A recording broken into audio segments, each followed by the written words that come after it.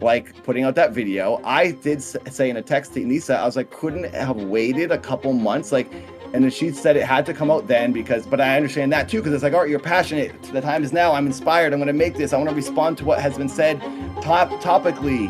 How is training for Creator Clash going? I guess I should also just come out and talk about that real quick while we're getting today started. I will no longer be participating in Creator Clash.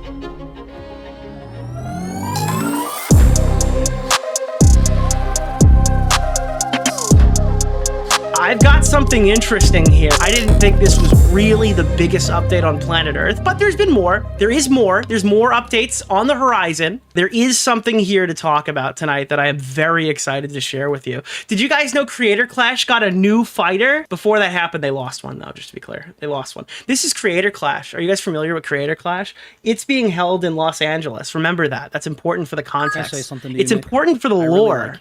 That it is being held in Los Angeles, California. So, we didn't cover this, but Myth dropped out of Creator Clash. How is training for Creator Clash going? I guess I should also just come out and talk about that real quick. Yeah, I think so. While we're getting today started. I will no longer be participating in Creator Clash. Uh-oh.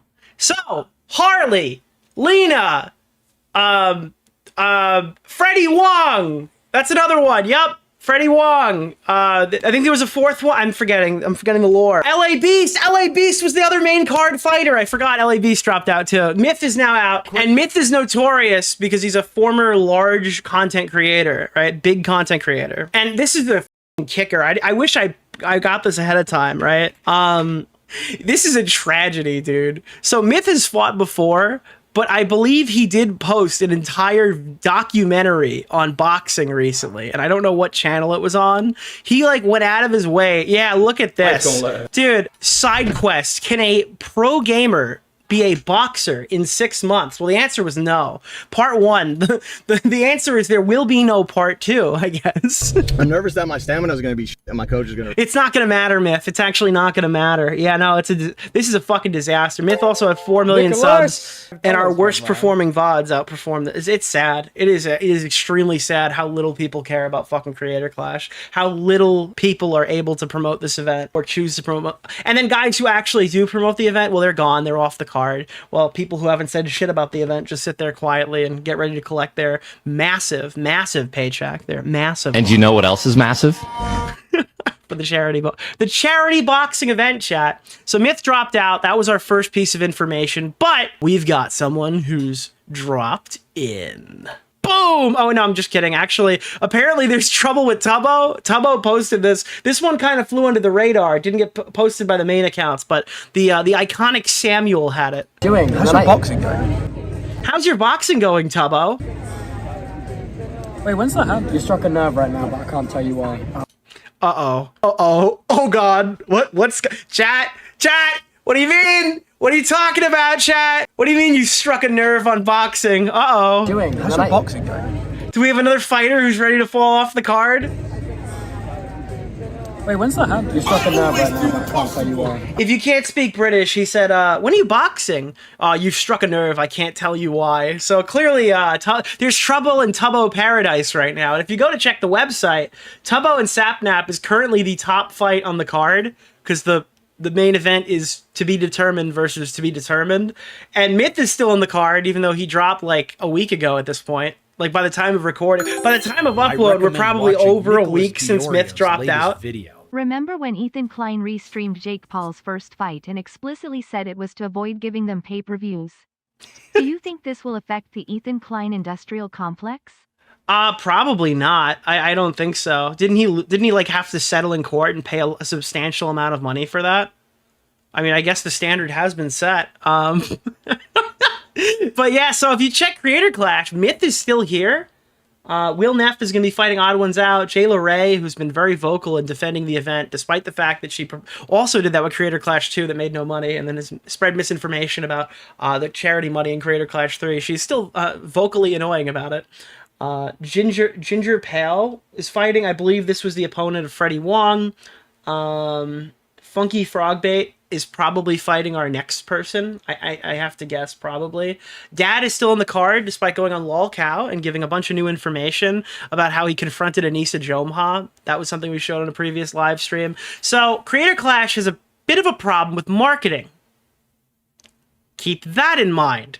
Los Angeles, problem with marketing, okay? We're going to build to something. We're not going to go pretty far, but you see where this is going, right? New fighter! Just dropped. Peach jars. I don't know. I don't know what she does. Someone told me she's like a very wholesome content creator. I have no idea what she does. Like, this does not narrow it down. This looks like every e-girl. You got like the blonde hair in the front, the black hair in the back, and like the pale face makeup.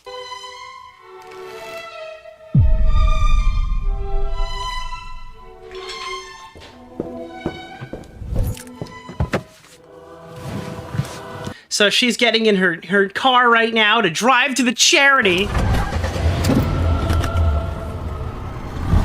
Ordless. She's never getting signed. I gotta give her credit, all right? The OnlyFans models are putting the game on their back right now. Was there anyone else who dropped a trailer to announce that they're fighting, or are they just like, hello, guys, I'm gonna be fighting in Tampa, and I'm gonna say absolutely nothing about it until the day of the fight? Listen, I don't know. You wanna call her out, complain about it all you want. She actually put some effort into this promo. She's organs. Pathetic. No org. Yeah, Lena did a live stream. But again, out of all the fighters who are still on the card, okay, who's done the most promo?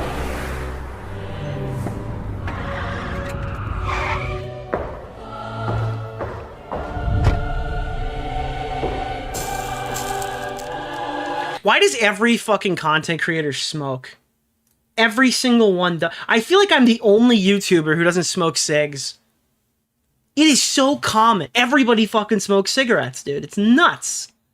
Leaks on the board right now. If we analyze this, are we gonna find new information about Creator Clash?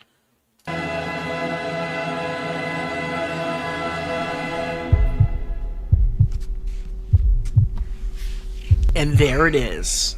You know what you have to do. It's like fucking... It's like Aaron I know what I have to do, but I don't know if I have the strength to do it. DeOrio's latest video. Oh, man. Oh, man.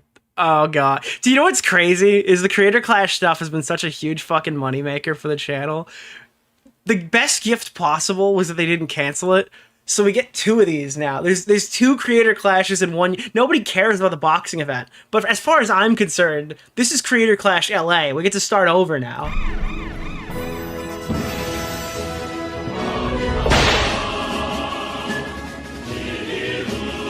All right. Stand back, chat. Does anybody see a problem with this? Does anybody see an issue with this? Chat, does anybody see any issue at all whatsoever with this promotion right now? There's something here that is very concerning to me that apparently is a mistake, but we'll get to it.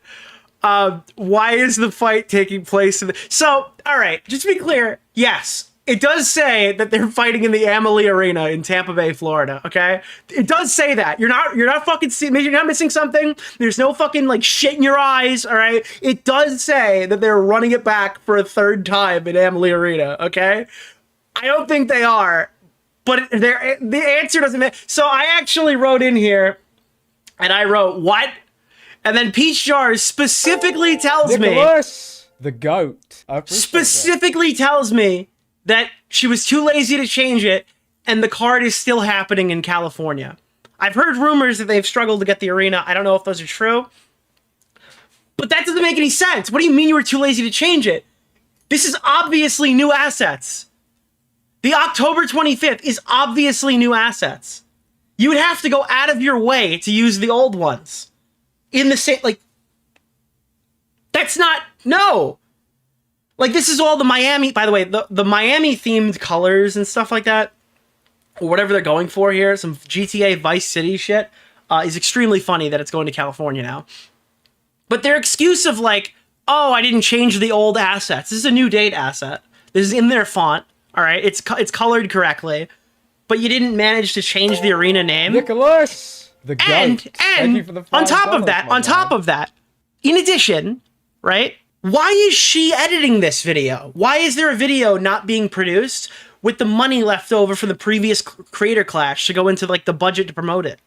Why is there no, like, why are the fighters responsible for editing these promotional videos? And why are they not giving like, when I do an ad read for fucking a brand, I get a packet of all their logos, all the important PNGs, all the videos, right? I get all that shit, dude. Like the B-roll. I don't have to fucking film stuff. I mean, except for when they send me a product, I have to film a little of that. But they send me like tons of shit to use for my fucking ad read, right? If that's what's happening here, why would they still send out the Amalie Arena shit? And if you weren't fighting in Amalie Arena, why would you have those assets? Nicholas, the goat. What the fuck is going on in Creator Clash land? What's happening out in Los Angeles? I gotta ask the blonde girl what's going on. It's confusing me. So I had tweeted about this, right? Where is it? Yeah, this one. No, it's this one. No, it's actually this one. It's this one. I tweeted on it because the first thing I saw immediately was Tampa, Florida, and I played these games before, but I had to I clarified. I pushed her tweet so people had known what was going on. Right? And then Samuel pointed out that fucking it's been 9 days and Myth is still fighting on the website. The new promo comes out. It says they're in Tampa, fucking Florida. What's going on over there, guys?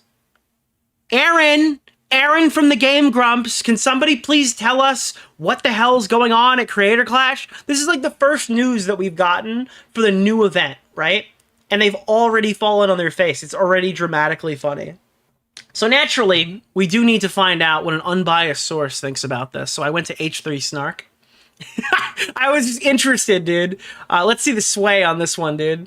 Peach Jars joining Creator Clash 3 was announced 4 hours ago on Twitter. It's interesting to note that Peach and Morgpie have been collaborating recently, and Cam from H3 has been linked to her since she had left the podcast. Cam has even appeared in a couple of Peach Jars vlogs alongside Morgpie. I don't know, can the OnlyFans people, like, I assume, right, some of these people have, like, fake tits. Are they able to fight with those? Does that work? Are they gonna Anisa Jomha and they'd be like, take him out! Get him out! Get him out of here! I feel like that would be difficult to do. I don't know, like, I don't think Morgpie, can Morgpie box? Is that a thing that could happen? Nick, Google real good Turing? Why? There's also nothing listed for October 25th on the Palladium's website. Yeah, there's a lot of reasons not to buy a ticket to Creator Clash. The guy, Keemstar Orbiter, Nick DeOrio. The reality of the situation, chat. The reality. I know what's going on. They are too lazy to change. Yeah. It's been clear for a while that this is a cash grab, and just because the new, old owners did a bright video around a conference table doesn't change anything. Yeah, the reality here is, chat, that there are a million reasons not to give your money to Creator Clash, and there's not very many reasons to give your money to Creator Clash. So we're not really looking for... Nicholas, the goat. Thank you for the $5. I'm not hunting for new reasons to tell you to avoid spending more money with them. I think that you guys already got the memo. I don't think there's anyone here in danger of making a bad purchase, unless they're doing it to be in a class action lawsuit or something in the future, which I don't recommend doing. Dude, Billy Mitchell is going to sue the fuck out of them. Be ready. Peach is a genuinely funny person. I really like Peach and Sears content. I've heard on stream that Peach got... Uh-oh. Somewhere, somehow, Edwin is streaming. I felt... I felt unbalance in the force. Something is going on in Homeboy Edwin land. Wait, Austin Show and Mizkiv share a house in LA? It's going to be funny when this event totally does fine, despite the incel Groiper army trying to cancel. How could anything that happens in a 4,000-seat arena be considered fine? This event will do great. It's been fucking... It has literally been downsized. Half the fighters have dropped out. So I don't really know. And all of the money is still, like, for profit with, like... only a GoFundMe going to charity. What is a success for an event like this? Nobody getting sued? Is that like the metric? If nobody gets sued, it was a really good event. We should move forward. We should move forward and do Creator Clash 4? 5? I count Creator Clash 3 as the event that was canceled. I think this is Creator Clash 4. And the funniest thing about this whole thing that I forgot to mention is they haven't dropped the influencers will pay line even after assigning a large percentage of the remaining funds specifically back to the fighters. The fighters are making a killing off of this now. Like a significant portion of the money from ticket sales are going to these fighters, being distributed appropriately based off of their own website. What's the name of the I guy don't think that the Keemstar Orbiter? Nick Oreo. I'm actually in Mr. shock that they Oreo. haven't changed it. But here, let's keep moving forward. We've got Creator Clash subreddit, now a more neutral section here. Most of these people are antis, but there are some people who are happy about it. What? Is anyone still going to this with all the nonsense? I was never going. I refuse to step foot in that... What? Whoa! Whoa! Chat! What do you mean? Oh, this guy's not going to step foot in this shithole third world country that is America. Jesus Christ, that's out of nowhere. I wasn't expecting the anti-America post to be at the top of this. Whoa, holy shit, dude. Third world America, dude. Car Crash 3. Random nobody back in Tampa. No coordination. Fighter slots are empty. This can only go so well. What's it going to take for them to pull the plug? I don't know. I feel like all these people have a humiliation fetish. Like the Creator Clash's will to survive is tied to Bo Black's sexcapades. You know, like they're like, it's a symbiotic relationship. One of them feeds the other. So every time Bo Blacks buys like another sex toy or something like that, a new Creator Clash fighter is brewing to be announced. Yeah, it's becoming a worldwide option. Remember when you called Belgium a third world country? Belgium is the worst country in Antarctica. In my opinion, personally. I don't know anything about the Belgian people. I'm sure they're okay, but unfortunately, they're the worst country in Antarctica. Who is she fighting again? It hasn't been announced yet. It's either going to be Funky Frogbait or they're making a main card fight where there are 2 women fighting. Oh my god, they might make a main card fight where 2 women are fighting. Okay, well... Dude, imagine if the main fight is 2 OnlyFans models beating the shit out of each other on camera. I didn't even consider that. Holy fuck, dude. Holy fuck, I didn't even think that would be a possibility. Imagine if she and Morg Pie are now the top dogs of the car. They replace Harley Morenstein with an OnlyFans model. No way. That is no way. They have to find talent. Maybe they'll do it because it's cheaper and they'll just push Tubbo and Sapnap up. And the co-main will be like 2 OnlyFans fighters. I could see it being a co-main event, but I don't know. I don't think a girl who's never fought before should be the main card fighter. A main event fighter, rather. It sounds like a porn script. Dude. Dude, porn fights, dude. Let's trademark that. Porn fights, dude. Remember the one OnlyFans girl who won a fight and then fucking took off her shirt on stage? Do you remember that? She like flashed the fucking camera and flashed the audience and was like promptly banned from boxing or something like that. I think they took her win away or some shit. It was at like a DAZN fight. There was like an OnlyFans model out there. It's like, look at my tits, I won! It was like insane. It was crazy. You never saw Ultimate Surrender? Nicholas! No. The GOAT. What? I don't Thank even you want for to the know what that $5, is. I don't want dude.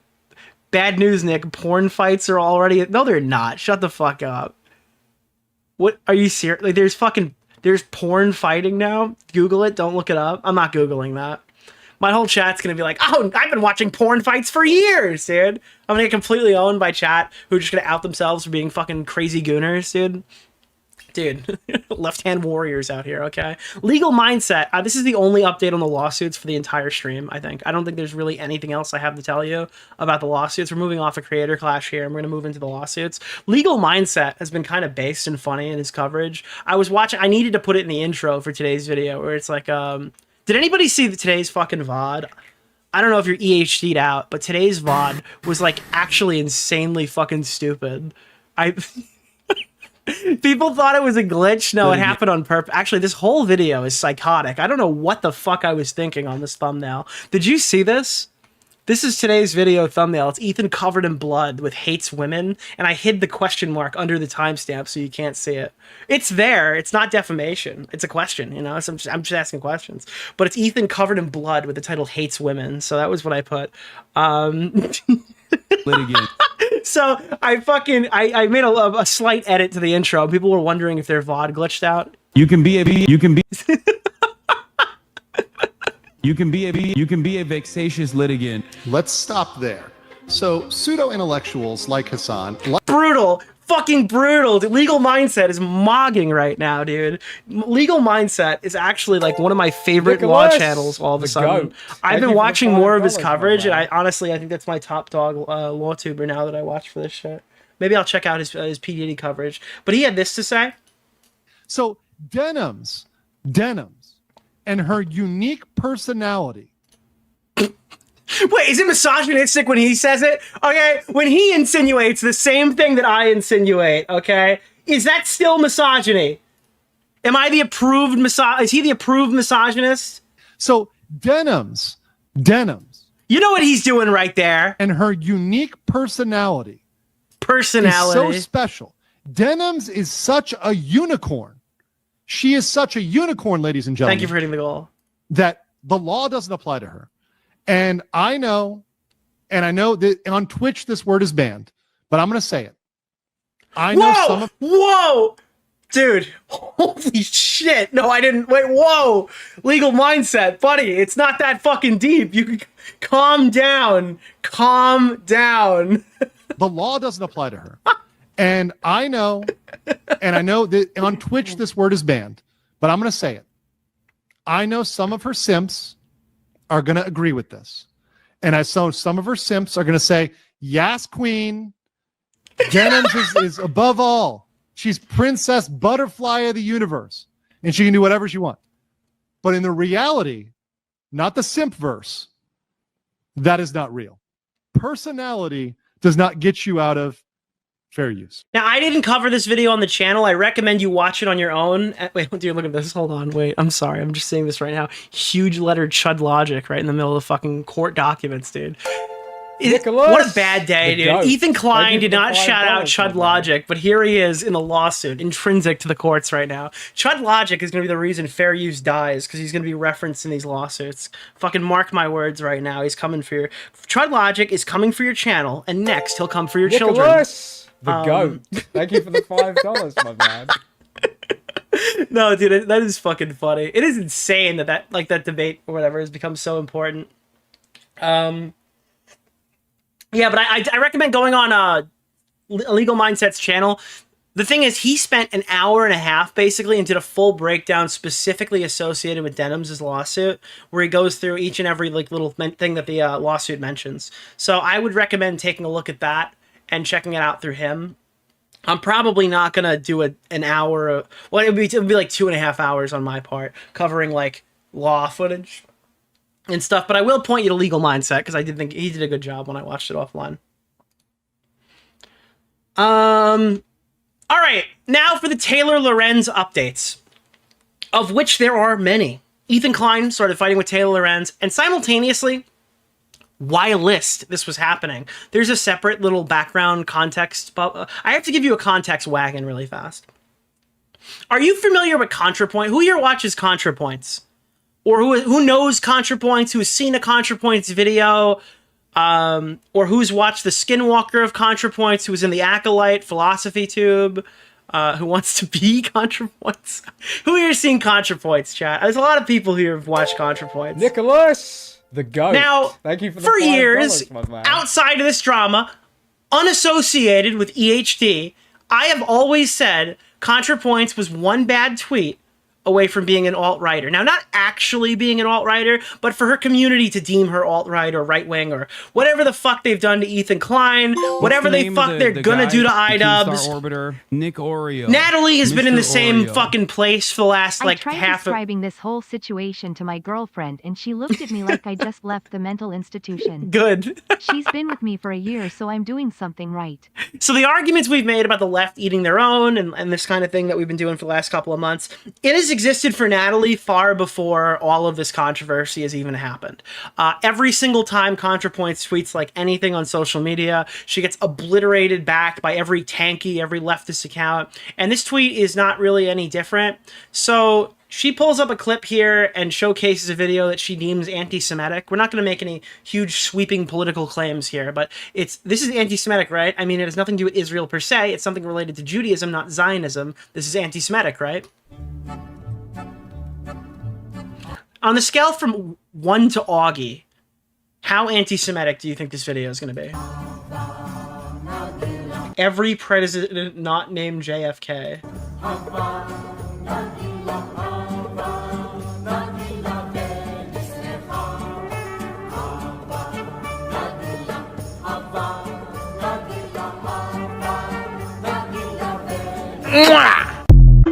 Okay, so you see what's happening here? You know what this reminds me of? You ever watch the YouTube shorts of that one guy who's like, hey, dude, do you have a quarter? And then, like, it cuts to him being shirtless, wearing a yarmulke, going like, ah! Or, like, that reminds me of that, too. There's a whole lot of videos like this recently. I don't know why I did that, but you know what I'm talking about. If you don't know what I'm talking about, it's in your mind now, right? Like, that's definitely in there. Like, that is something that's super relevant. To this discussion. But yeah, there's like there is legitimately a ton of anti-Semitic shit all over social media. Now, I think that this is interesting to talk about before we get into our next segment, specifically because immediately after tweeting, hey, it's kind of fucked up that like 50% of the discourse on Twitter is hating Jews, and then to immediately see Mike from PA and Vadim spawn in, it's almost expected at this point. Now, look, I'm not subscribing to, like, every enemy of Ethan Klein hates Jews. But this has nothing to do with Ethan Klein. And then Ethan's attic and Taylor Lorenz get involved. Dude, everyone associated with the Ethan drama showed up to gangbang. Wait, that's not a good... Hold on. Everyone associated with the Ethan Klein drama showed up to give their 2 cents on fucking anti-Semitism on Twitter. By the way, it's Twitter. The Elon Musk Twitter. That is legitimately... half the shit here was hating Jews before this. Right? Because they unbanned everybody. That was not a good choice of words. I went back. We fixed it. We fixed it in real time. So Natalie tweets out, 50% of the discourse is Jew hate. And then immediately after, Mike from PA goes, Natalie, question, would you consider yourself a liberal Zionist? And it's like, whoa. Okay, dude, holy shit, here comes Mike. Mike from the top ropes, all right? Did somebody say Jews? There's Mike from PA. Yeah. Vadim, I've always thought of you as someone who is disgusted by insincere religiosity. How our politicians cynically use it to cover for their corruption. I don't want to pit you against each other. Can you help this girl see the light? This is the most annoying thing people could do on Twitter. Somebody disagreed with me about the lawsuit. Tweet. Brief aside, somebody disagreed with me on my position on the lawsuit, and they went, The president's kissing the wall thing is stupid because the argument is JFK was shot for not doing that, but Israel didn't own the wall until 1967. Yeah. But again, he this was shot in 63. Again, though, that has nothing to do with, like... I apologize. Yeah, again, that has nothing to do with Zionism, though. That's just straight up about Jews. Nicholas DeOrio's latest video. Taylor is definitely in the Hassan group chat if she's jumping into hot tag Vadim and Mike from Redacted. Yeah, they all hoarded in all at once. But somebody did this to me the other day. They're like, I recommend watching Nicholas DeOrio's Jesus latest Christ, video. you guys are coming through hard tonight. Been enjoying this EHD content while I've been recovering from my accident. Just got back from surgery number 2. Fuck yeah, dude. Keep going. Yeah, so somebody was messaging me or responding to me about the, because they didn't agree with me about the lawsuit stuff, and they tagged Augie and they're like, give some sense to him. And it's like, wait, what the fuck are you, what? Like, I've talked to Augie about the lawsuit stuff. We've conversed about it. Augie knows all my positions about this. Like, some random fucking person on Twitter is like, Augie, you need to educate that man. It's extremely weird and parasocial, but he's like, Matt, get in here and tell ContraPoints why she's a Zionist now. And then says, do you genuinely not get this is referencing a conspiracy theorist that the Zionists killed JFK? And then it starts a fucking huge thing here. Someone deleted a tweet. This is the one that didn't have the delete next to it. Carter was the first president to visit Israel in 1979. The Western Wall wasn't even under Israeli control until 1967. Not going to litigate the video, but I think that's when making claims like 50% of the discourse on this app is Jew hate is extremely important to note that 99% of anti-Semitism on this app is from far-right / actual neo-Nazis who Musk has embraced and not communist TikTokers. So Taylor's like, our Jew hate is not as bad as their Jew hate because they do it and they voted for Trump, you know? It's like, it's not a bipartisan issue to hate Jews, even though it kind of is now. Because the far left and the far right all hate them. Every single one. It's literally like I don't want to say bipartisan issue because bipartisan implies normal people think this too. It's a bipartisan issue for radical fucking people, right? Nobody even mentioned Taylor or lefties, and she jumped in. Well, that's why she doesn't work for a major publication and has to be a self-made journalist woman because nobody wants to deal with this psychotic freak hopping on Twitter, getting involved in every stupid slap fight on the internet when they're like, she's representing their brand. That's why she finds so much cool freedom in being able to work by herself, because there's no boss there to tell her she's making everybody around her look horrible. Then ContraPoints comes in. Left anti-Semitism has always been a thing. I don't see what is gained in denying it. But why did you only bring up anti-Semitism? Have you not seen the rise of dude, holy fuck, bro! Immediately deflecting it. Nicholas, they hate black people. the goat. They hate Thank fucking you for the Muslims. $5, They hate man. trans people. It's like, dude, if you guys love trans people so much, why the fuck did you vote for Jill Stein? Oh, we gotta vote third party because they're not doing what we wanted over in Israel. So fuck those trans people we were pandering to for the last 5 years. Oh yeah, good one. Thank you, Biggs. Appreciate it. Which frankly, I see much more of than anti-Semitism. Guys, we don't hate Jews enough. They hate the blacks more. Oh, okay, cool. Awesome, sick, love it.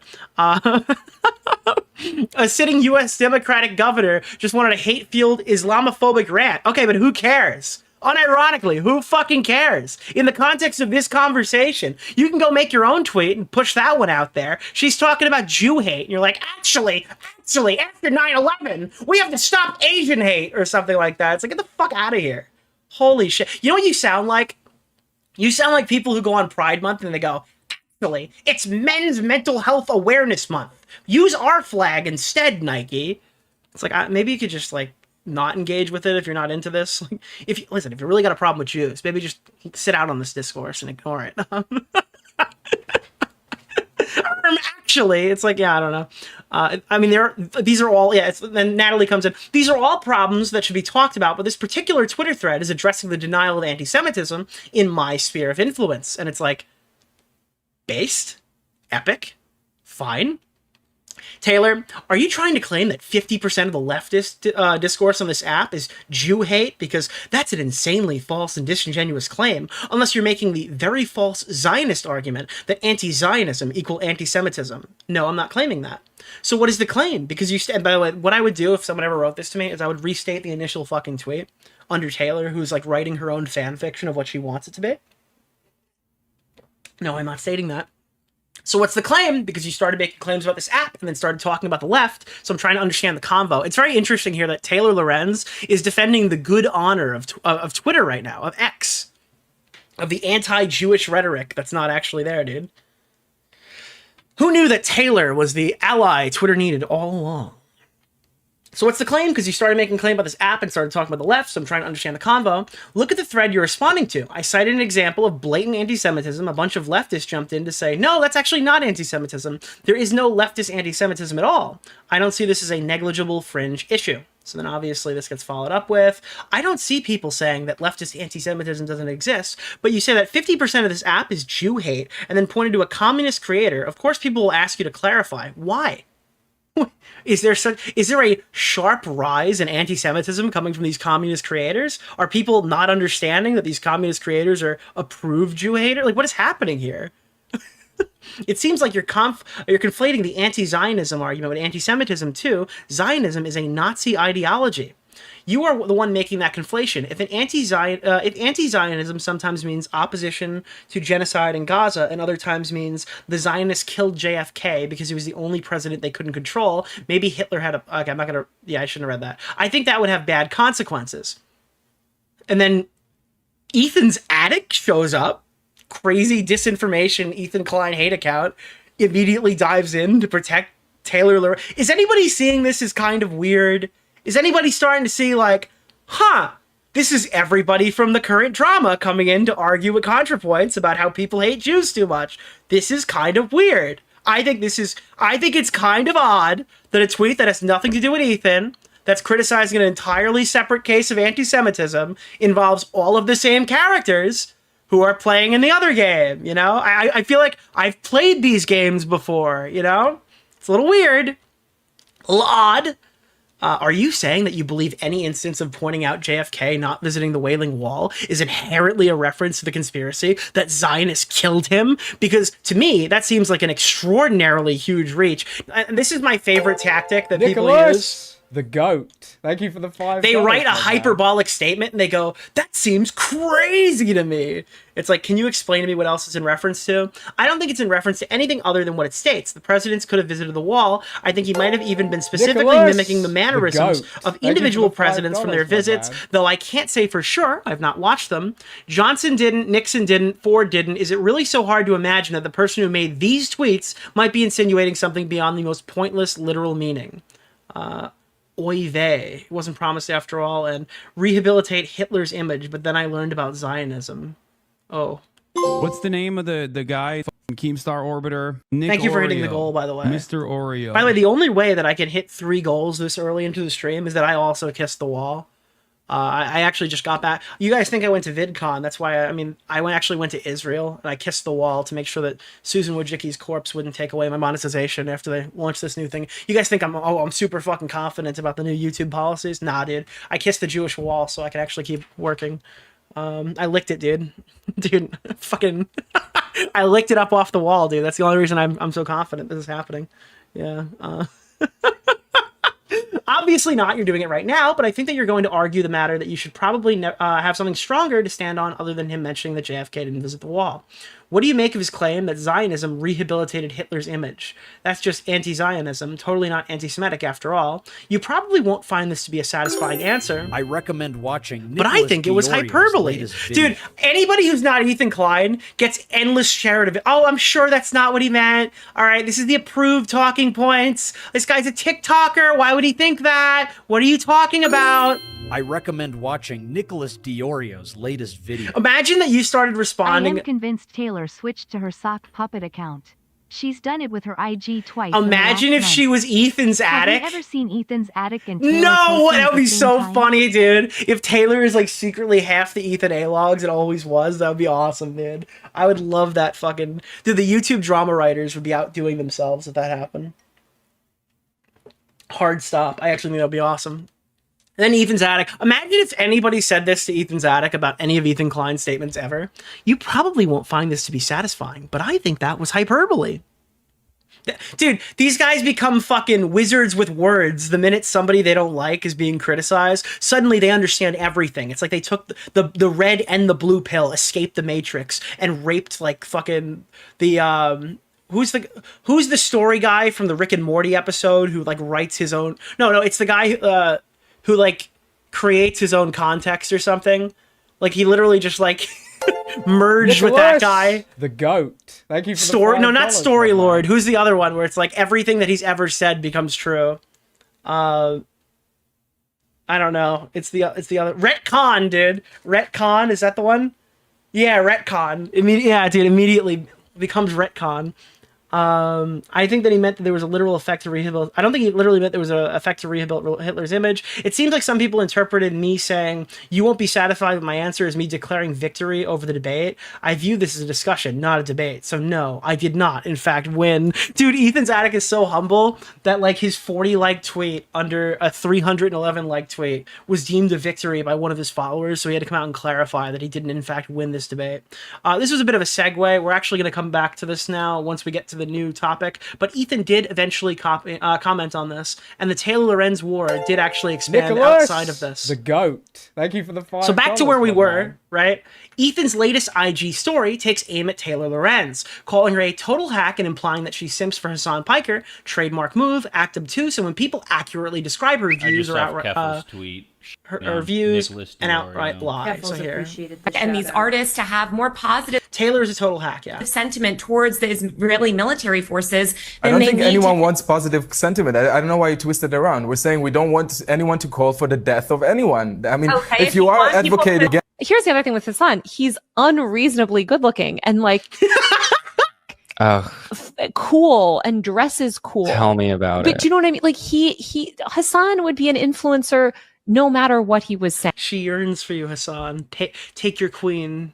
Because he is hot, very attractive and very cool. By the way, I do have to correct the record that Taylor is in fact not a young lady. Taylor Lorenz is somewhere between the age of 38 and 47, okay? Based off of... I used Wikipedia as a source that's since been removed, but she was born within like some 5-year gap. just to be clear. And genuinely a good person too, I will say. Like Hassan is actually a cool. Like there's a higher level of like it's more likely that she's in her 50s than she's in her fucking 30s. Okay, it is more likely she's in her 50s than her 30s, which wouldn't matter if she didn't lie about it 50,000 times. Taylor Renz responded to Ethan Klein, calling her a hack simp, calls him YouTube's biggest genocide defender, and denies the simp allegations. That's insane. I can't imagine anybody viewing Ethan Klein as the biggest defender of genocide, even if you think that like all of his arguments are inherently pro-genocide. I feel like again, we're getting mad at ContraPoints for saying that there's a anti-Semitism problem in her leftist space. But like now Taylor Renz is pretending that like far-right people don't exist too, which is extremely fucking hilarious. But yeah, continuing to ascribe my political beliefs to a Twitch streamer he doesn't like, so you're in love with Hassan Piker. So of course YouTube's biggest genocide defender has logged on. Again, this is like a journalist whose opinion is supposed to carry some weight. I don't know. And then Taylor Renz boosts an Ethan's Attic account. Misogynistic Ethan Klein continues his obsessive harassment of Taylor Renz. Dude, I don't get why these people want to play ball. You want to play ball with YouTubers? Oh, wait, when they respond, it's harassment? Then maybe you should leave the ball at home. I don't understand. You guys want attention so bad the minute it happens. It's the cry bully treatment that makes me not respect these people. You get involved here, you start throwing shots, and you're engaging with this content, and then if the person responds back to you, uh-oh, got a turtle. I'm really fucking scared right now. Oh no, I'm being harassed. They're coming for my fucking... They're gonna come for me. I got a good example of that after this, but... I recommend watching Nicholas DeOrio. Misogynist Ethan Klein continues his obsessive harassment of Taylor Renz here, defending the censorship of anti-genocide artists because Ethan supports the genocide. Ethan also cries at Taylor simps for Hassan Piker, whom Ethan has hatefully and a sexual obsession towards. That's interesting.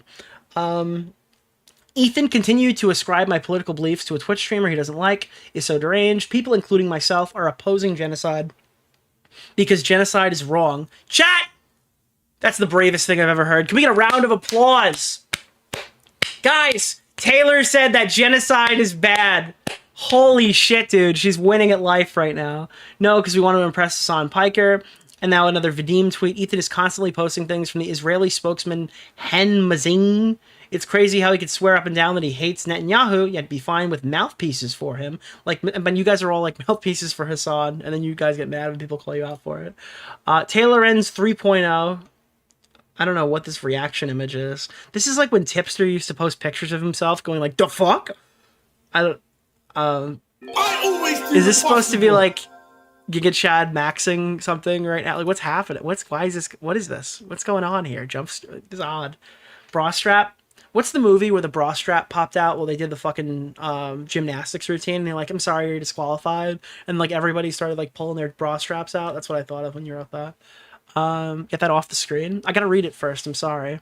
Stick it? Is that what it's called? The Israeli military has been committing a live stream genocide for years now. I recommend watching Nicholas DeOrio's. I can't take this. I can't take this seriously without mundane music playing in the background. I don't know why when I'm reading this, the first thing I can think of is Carrington Institute. Perfect Dark got canceled, by the way. People are like, oh, they shut down the studio working on it. It's like, imagine if they gave Perfect Dark back to Rare and let them make their own fucking game. Imagine if they did that. The Israeli military has been committing live stream genocide for years now and is slaughtering thousands of babies in 4K. I think that's bad and it should stop. Ethan Klein. Oh, so you're in love with Hassan Piker? Wow, what a nuanced position you have, Taylor. Wow, look at you. You're brave. Ethan calls Taylor Renz a racist scumbag and thinks that she's sweating in response to Taylor Renz going back and forth with ContraPoints about leftist discourse and hate on Twitter.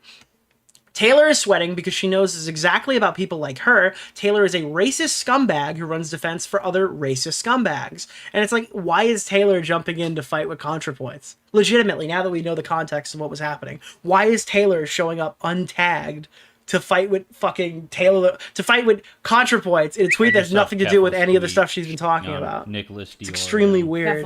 Why is scumbag censored? I imagine it's because of I imagine it has something to do with IG policy. ContraPoints and Taylor Renz have been going back and forth on the timeline today. During their back and forth, Lorenz brings up Ethan and his Zionism. Contra responds, I don't think this issue is reducible to Hassan and Ethan, which Taylor Renz said no one mentioned Hassan. Hold on. So we saw this one, right? We missed some of the Taylor lore. Nowhere did I see anyone replying to this.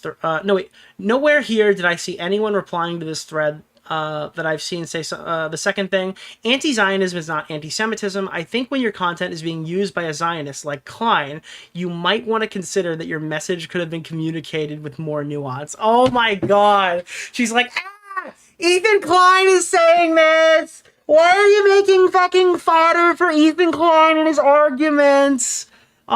She hall monitored. You should, actually, you should really consider what you're saying if massive genocide supporters like Ethan Klein can find use in it.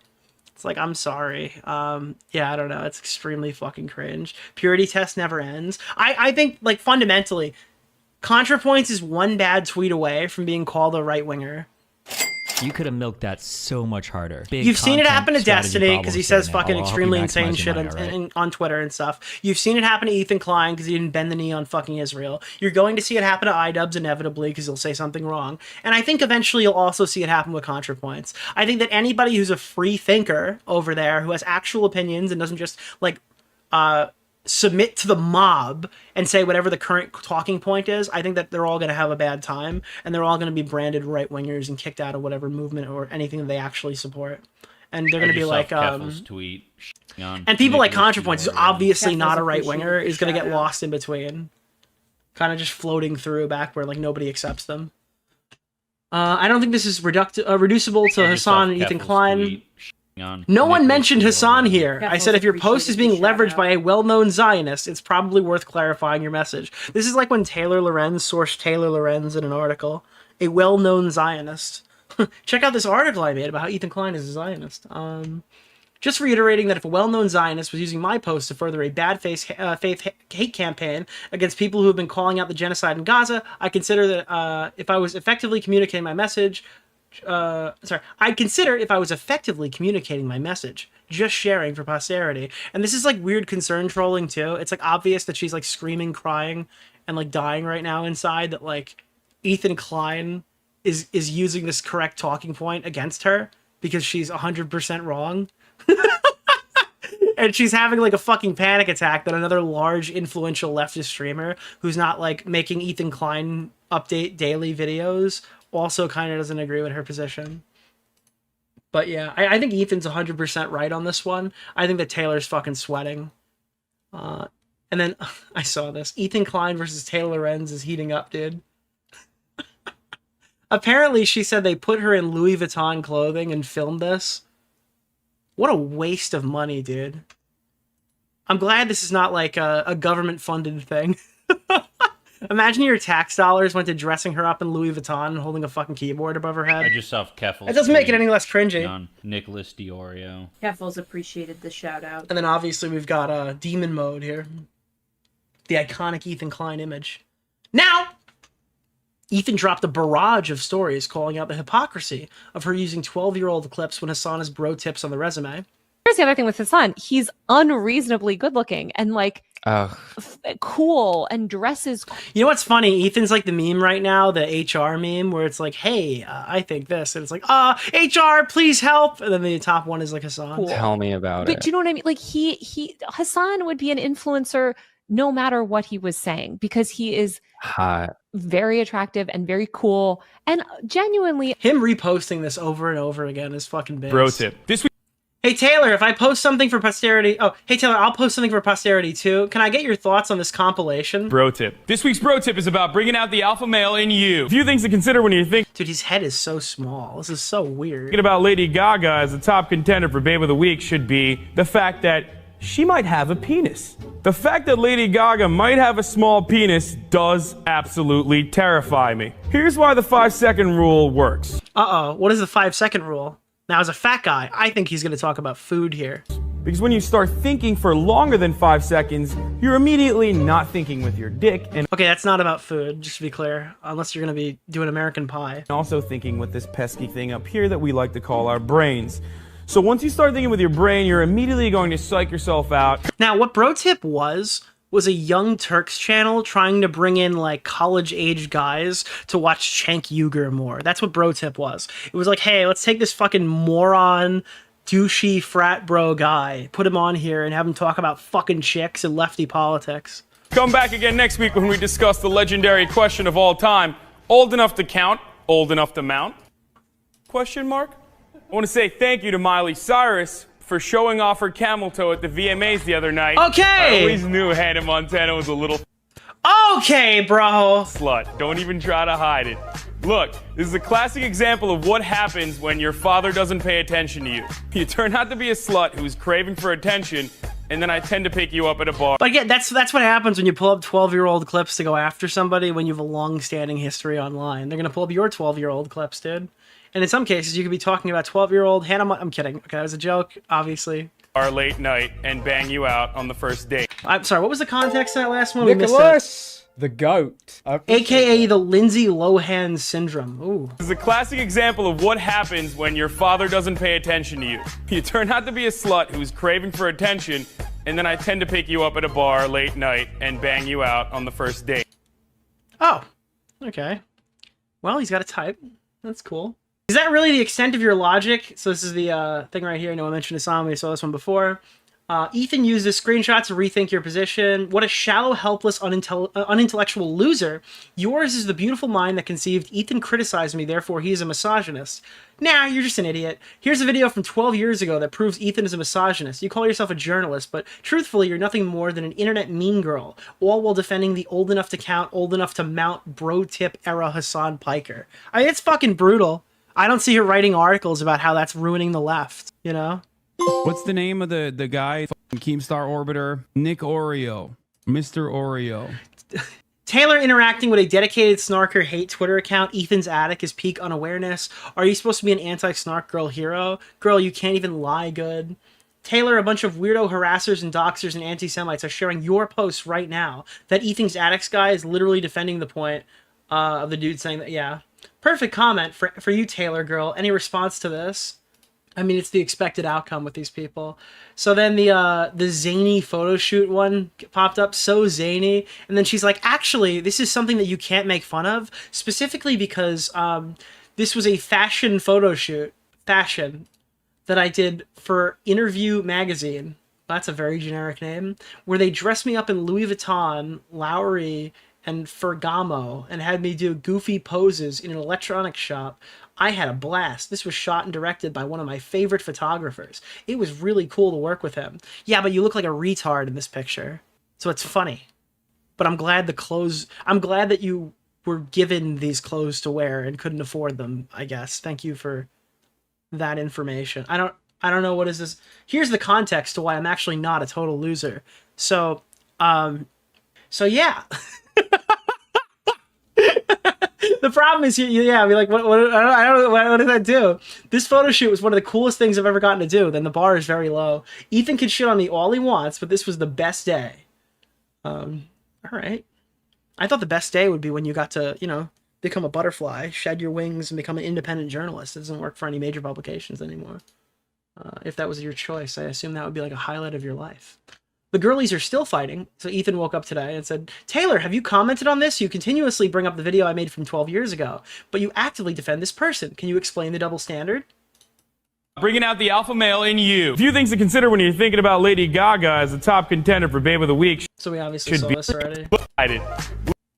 And then I tend to pick you up at a bar late night and bang you out on the first.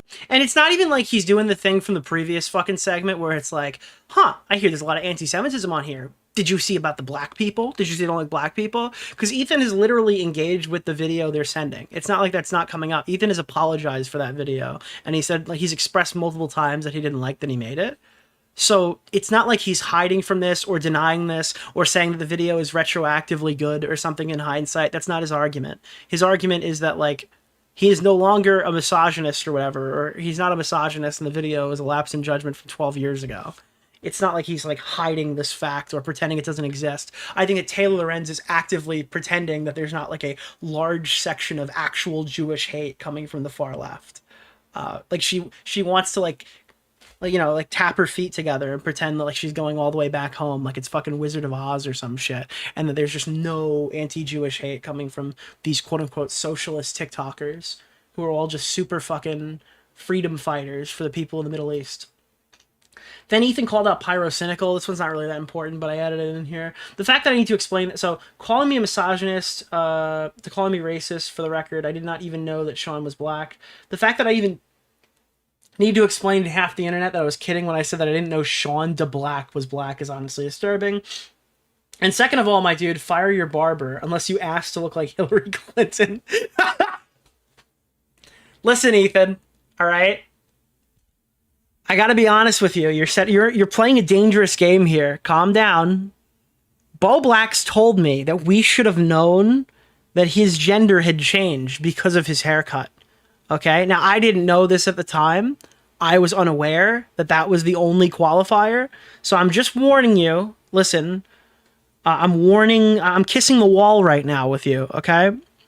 Be careful what you say about a person's hair because you don't know what that means, all right? Bo Black, I remember that was the funniest thing I ever heard. How did my friends not know? My hair was long and I didn't wash it. It's like, oh, okay. That's not Pyro, though. That's Pyro.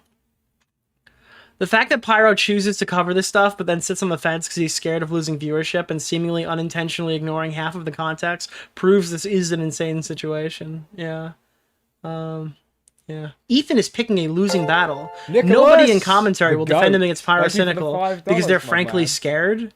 Oh, because like the Turkey Tom stuff. No, I mean, Pyrocynical looks like a fucking idiot if he said that. Hassan implies he doesn't care about luxury faction. Oh, this actually has nothing to do with the segment, but I think this is funny because I feel like I do this all the time and I get no criticism or hate for it. Actually, no. What's the name of the guy? Keemstar Wait, Orbiter. Nick hold Oreo. on, hold on. Mr. Oreo. Why is it that we are not allowed? Like, why is it that no one is allowed to have any hobbies beyond whatever your immediate fucking hobbies are? Because you're a socialist with a hyper-capitalistic lifestyle, and it's a recommend huge watching hypocrisy Nicholas talking about for you. DeOrio's latest video. And your fans have memed it away every time you buy like another exceedingly fucking capitalistic fucking... every time you buy a new car or a big fucking house, right? You make fucking a killing off of preaching socialism to your audience. That just feeds you with subscribers and money. Why? It's funny. It's unfortunately extremely funny. Why is it that we are not allowed? Like, why is it that no one is allowed to have any hobbies beyond whatever your immediate fucking hobbies are? Imagine, yeah, that was Marlon. Imagine if I was like, you come in here and you're like, oh, look at this Warhammer 40K figurine that I painted. And I'm like, fuck you, nerd. Fucking, you suck. I bet you smell bad, you know, every time. But isn't it for you like buying a Porsche? That's your version of Warhammer thing? You have like a little thing that you We need to redistribute the wealth, guys, into my pocket so I can buy a new car. enjoy. Okay. And I was just like, fucking. And he's talking about like luxury fashion too. Like, listen, I get on stream, I talk about pinball machines. Like, hey guys, did you see the new Jaws 50th anniversary? I'm actually not feeling FOMO'd out about this. I gotta be honest. Chat, Is this really lolly? Chat, I'm feeling insecure, and I need you to tell me if I'm wrong. I need to tell you if I'm I need my chat to tell me if I'm coping. All right? I bought a Jaws Premium, and Jaws 50th is out right now, and it has the same feature set. Nick Oreo. And a year after I bought it, Oreo. they just released this fucking thing. I have a Can question. we watch the actual old enough to count? We're video? maybe. I think it's up I still. only see the promo, and I'm afraid to Google it on my own. All right, this is And my I'm question. Curious what he actually said. This in is the my video. question for you, chat. Does the red look ugly as sin? Because I feel like the red looks ugly as sin. The red powder coating does not go with the blue game, and the red text does not make it work. I don't know if it's the white, if it's the red clashing with the white, clashing with the blue, and they're going for like a fucking America. I think that is ugly as sin. I also don't like how all of the art on the game is the poster. It's just the poster here, it's the poster here. Hassan implies that he doesn't care about luxury fashion. So sorry, I had to like do a capitalist segment in the middle of this. Burn it with fire. Like, calm down, man. And then every time we talk about anything that's not like immediately political, even though this one has a political slant associated with it as well, people will just like find a way to instantly write essays about how fashion is actually why is this guy reading Teen Vogue? I just noticed that. Why is he disgusting. It's exploitative. It ruins the isn't high fashion literally exploitative? Isn't that like the main thing with like high end fashion? planet. It's just Isn't that literally like the biggest problem with the fashion industry? Is everything he's listing right here? it's like the worst possible thing. It's expensive. It's garbage. It's like, I know, man. I know. But I can afford it, dude. I know. I know. He's so jealous. He's so fucking jealous that Ethan Klein is not a fucking socialist and can pull out his Patek Philippe watch and be like, look at this shit, dude, chocolate dial, in his fucking video, and everyone claps. Bro, he is so fucking jealous that he can't show off his shit that he buys. I know. I know all of it. I don't give a shit. Litany of ethical complications and exploitative practices, and the way I see it is like it's just art, man. It's just another way to do. Wait, did you show why does Hassan have an LA accent despite being from New Jersey? Dude, all right, I'm gonna let you figure that one out. All right, let's figure this one out, chat. Why, if Hassan is really from New Jersey, why would he have an LA accent? Okay, hold on. Chat, does anyone know? Does anyone know this? Is this it? Does anyone know why Hassan Piker, who lives in Los Angeles, might actually...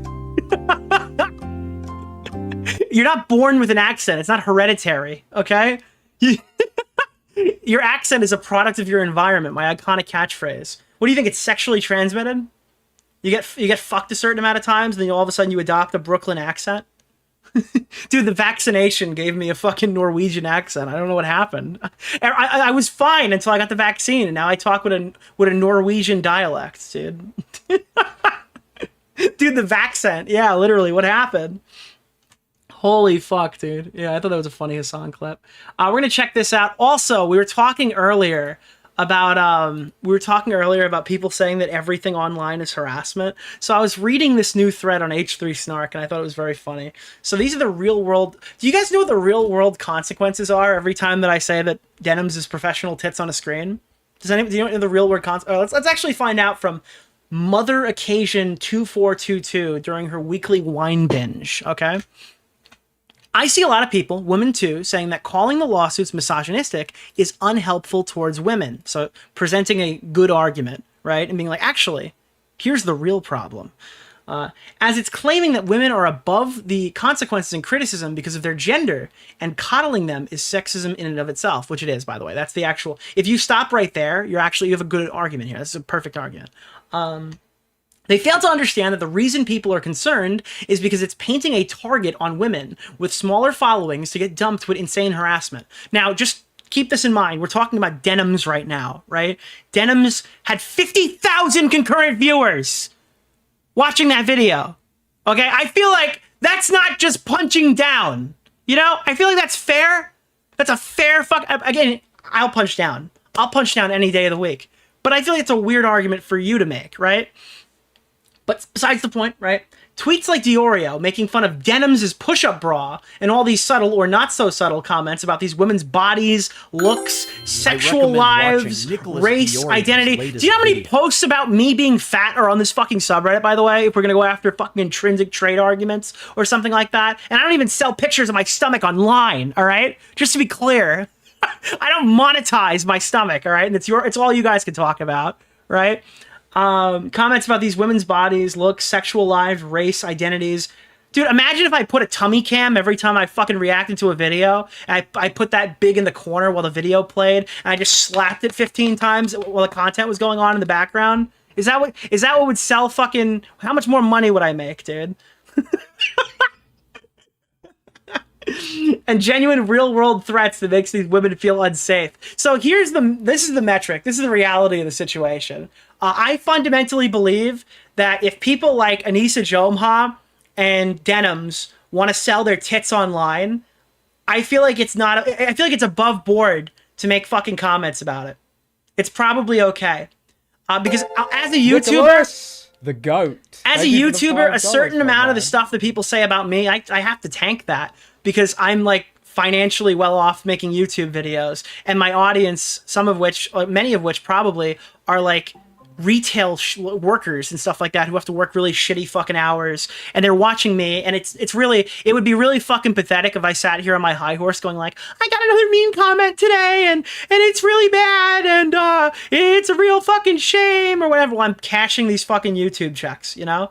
Like the worst day of my life is probably better than the guy in the chat who just told me he's on his fucking 3rd surgery. So I feel like that's something that like any self-respecting person would try to tank just a little bit, you know, just a little bit, right? But like they're painting this wide net here where you can't criticize any of these people who openly make this type of content for their audience and then use other forms of social media as a network to funnel people in to then also sell that content to the audience. Like it's not a copyright dispute here. It's you sell this stuff. So I mean, I can make jokes about it, right? The intention for why women wear low-cut tops when they react to videos, not to break the veil here. I don't mean to like show you the inside of the Wizard of Oz room, right? Is because people will click on it. That's why they do it. So they're allowed to get the advantage of doing that. Fine, cool. I'm not saying that it should be banned. I'm not arguing for more moderation of... I'm not saying that all porn should be illegal or something like that, or saying that all women should have to wear fucking burqas on live stream, okay? But if you're able to use that as an advantage, I can certainly talk about it on my live stream. I think it's okay. I'm not invoking somebody's fucking sexuality who's not making it, like, directly tied to their own content. But the net that they're casting here in this post is actually extremely interesting. So the criticism was that calling lawsuits misogynistic, right, for Ethan, who's not made the comments that I've even made, right, calling that misogynistic is actually not the problem, even though it does, what is it, coddle them, and that makes it sexism in and of itself. That's not actually the problem. The problem is criticizing women. That's the bigger problem. Fuck suing. That's not even a big deal. Saying anything negative about women at all whatsoever is going to make these women have, like, threats. It's going to put them in physical harm. They're in danger just by being a woman online in the real world. So if I make a video criticizing Pokimane, right? Actually, I don't want to use a specific creator as an example here for what I'm about to say, because I don't want it to be seen as incitement. Let's say there's a streamer called BitBoop, a VTuber or something like that, who's a woman's voice, right? And I criticize BitBoop or something. That's going to inherently lead to BitBoop being doxxed and murdered or something, because I provided the same criticism that I would send to a man. The same type of criticism. Now, BitBoop, the VTuber, has been fucking killed. That's what me, the content creator, has to be thinking about before I step out and I criticize a woman. The reality is, even if that was true, even if that was the case, even if me criticizing BitBoop, the VTuber, could potentially immediately lead to some physical fucking harm happening onto them, the solution to that would just don't be a woman online. It's not real, and I'm not advising that women just stop posting online. This is fear-mongering, cringe, and bullshit. But the reality of the situation is, like, if you really think that every woman online is in constant danger of being murdered because someone doesn't like them, then the reality is they probably shouldn't be here. It's probably not good for them. You should be, with this logic, you should be just saying they shouldn't have platforms. Because they're always in inherent danger of anyone criticizing them at any given moment, which means their lives are in jeopardy. It's an extremely stupid fucking argument to coddle women this hard to the point where it's actually, like, advantageous for them not to post at all. Like, that would be the solution, though. It wouldn't be, oh, you can never criticize a woman again. It would be, maybe you shouldn't stream, unfortunately. But it doesn't exist. This is a hypothetical. Now, I did notice here, the rest of this post is blaming Keemstar for someone stalking a woman in real life. I was reading this. Are they talking about Shelbo? I think they're talking about Shelbo. Remember when Keemstar made several tweets shitting on Cinna, Valkyrae, and Amiru, calling them Pokimane clones, and trying to paint them in the worst light possible, only for a few days later to get attacked by a stalker live on stream? I don't think Shelbo attacked anyone, obviously, but is that what they're... Because I know Cinna, Valkyrae, and Pokimane were, like, Shelbo, quote-unquote, girlfriends by, like, the schizophrenic guy. But yeah, shitting on women like this makes people think that antisocial behavior like this is acceptable and even justified. It's a shame that any one of these girls actually, like, dude, do you not understand how your argument is so fucking flawed? It's so fatally flawed that you're arguing, like, whenever people make these anti-Zionism talking points and conflate them with anti-Semitism the way that your favorite streamers do, that it could lead to a death of a Jewish guy or something. Oh, we can't criticize any black people because a white supremacist might come out and put them down.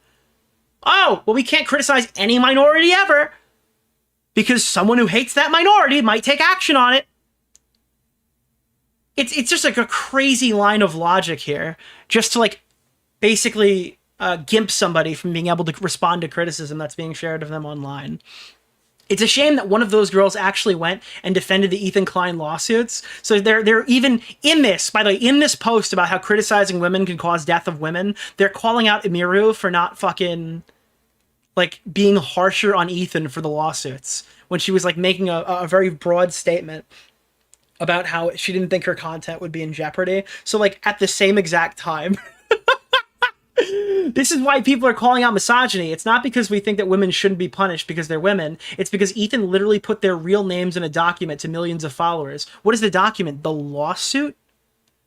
So suing women is inherently misogynistic because they can't go by screen names in court? Okay.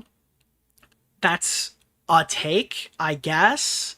I'm not really sure what we're going for here. Oh, I got the video. Guy attacked Emiru. Okay, we'll check this out. This is what Keemstar is being blamed for. Thank you, Smaggle. But that's apparently a thing that's happened. Yet not once has said a single thing about condoning the behavior. It's ridiculous, and I'm sick of people making excuses for it. Hold on. Let me check out this clip. Smaggle. All right, I want to Litasaurus posted this to Twitter. So this is apparently Keemstar's fault. Keemstar must have like hired this guy to assassinate. Guy attacked Emiru after she refused to give him her phone number while streaming with Valkyrie and Cinna.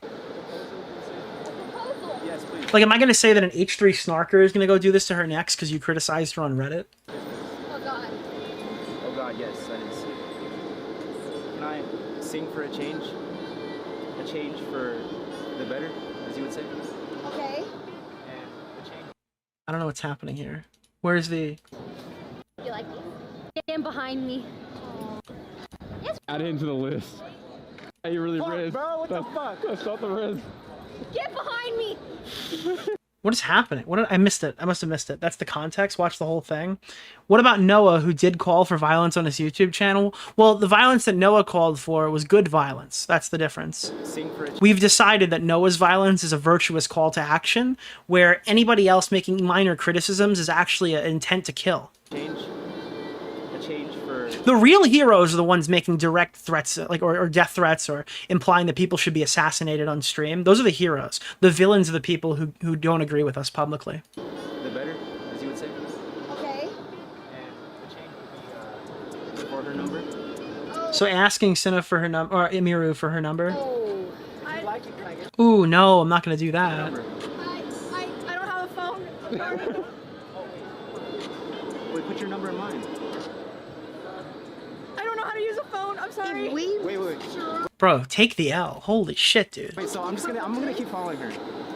Oh, that's weird. I'm gonna keep following her. Nicholas, the goat.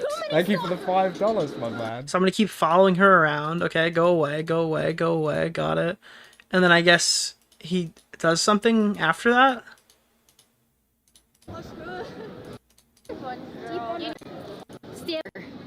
Where are they right now? Is this this looks familiar. Where is this? Ooh, it might be by, do you want some sunglasses? It's some pier. He threatens her. Is it Santa Monica? That's what I was thinking. Is this Santa Monica? I'll beat him if I have to. In Santa Monica, you like I've been when I was there. There's always like somebody fucking streaming, or like recording a video, like harassing random people walking up there. I forgot we're in public. No, I'll beat him. Bro, get to the part. I don't know where the part is. I'm looking for it. Stop telling me to react harder. They're coming after me. They're making a new policy. I think we're just gonna go. Let's go. Oh, no, we're not. Dude, they're vaccinating. Did I miss it? Did I miss it? Fuck! I think we're just gonna go. Let's go. Oh, no, we're not. Did something happen? Did it happen off camera? Hey, excuse me? No! Emily, no! Hey, stop! Whoa. Let's fucking fight right now. What? Get away. Oh shit, dude. So I'm guessing somebody went over to him and like said, "Hey, maybe you should like bail. This is kind of fucking weird." And then now he's coming over. I'll fucking fight right now. Hey, what's going Security! He's harassing us. What's going on? What's going on, man? Right now. I'll kill you right now. Kill you. Oh wow. Oh yeah, no, that's bad. I can't believe he screamed Keemstar, drama alert, lolcow live before doing it. Right now. I'll kill you right now. Kill you right now.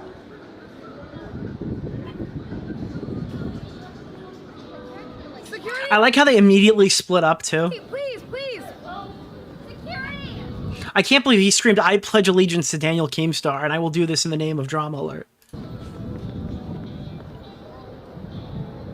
My favorite part of this, I shouldn't say my favorite part of this, because I don't have a favorite part of what just happened there. My favorite part is that they said, so he called them Pokimane clones, and then that must have empowered this fucking Asian fellow to go and threaten to murder her at the Santa Monica Pier.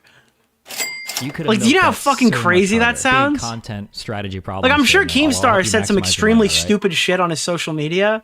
Also, was it Keemstar or was it the Drama Alert Twitter account too? I didn't even think of that. Because if it wasn't Keemstar, he doesn't even run that account. I know who runs it. It's not even him. Neil Druckmann left the Last of Us TV show. I mean, I don't think that's going to make it better. I got to be honest with you. I think Craig Mazin made changes to the show that were worse. Dude, I'm sorry. Everyone hates Neil Druckmann, and I think there's reasons to not like Neil Druckmann, but it looks like Craig Mazin fucked that show even harder than Neil did. There's a reason why people who even liked The Last of Us don't like the new show.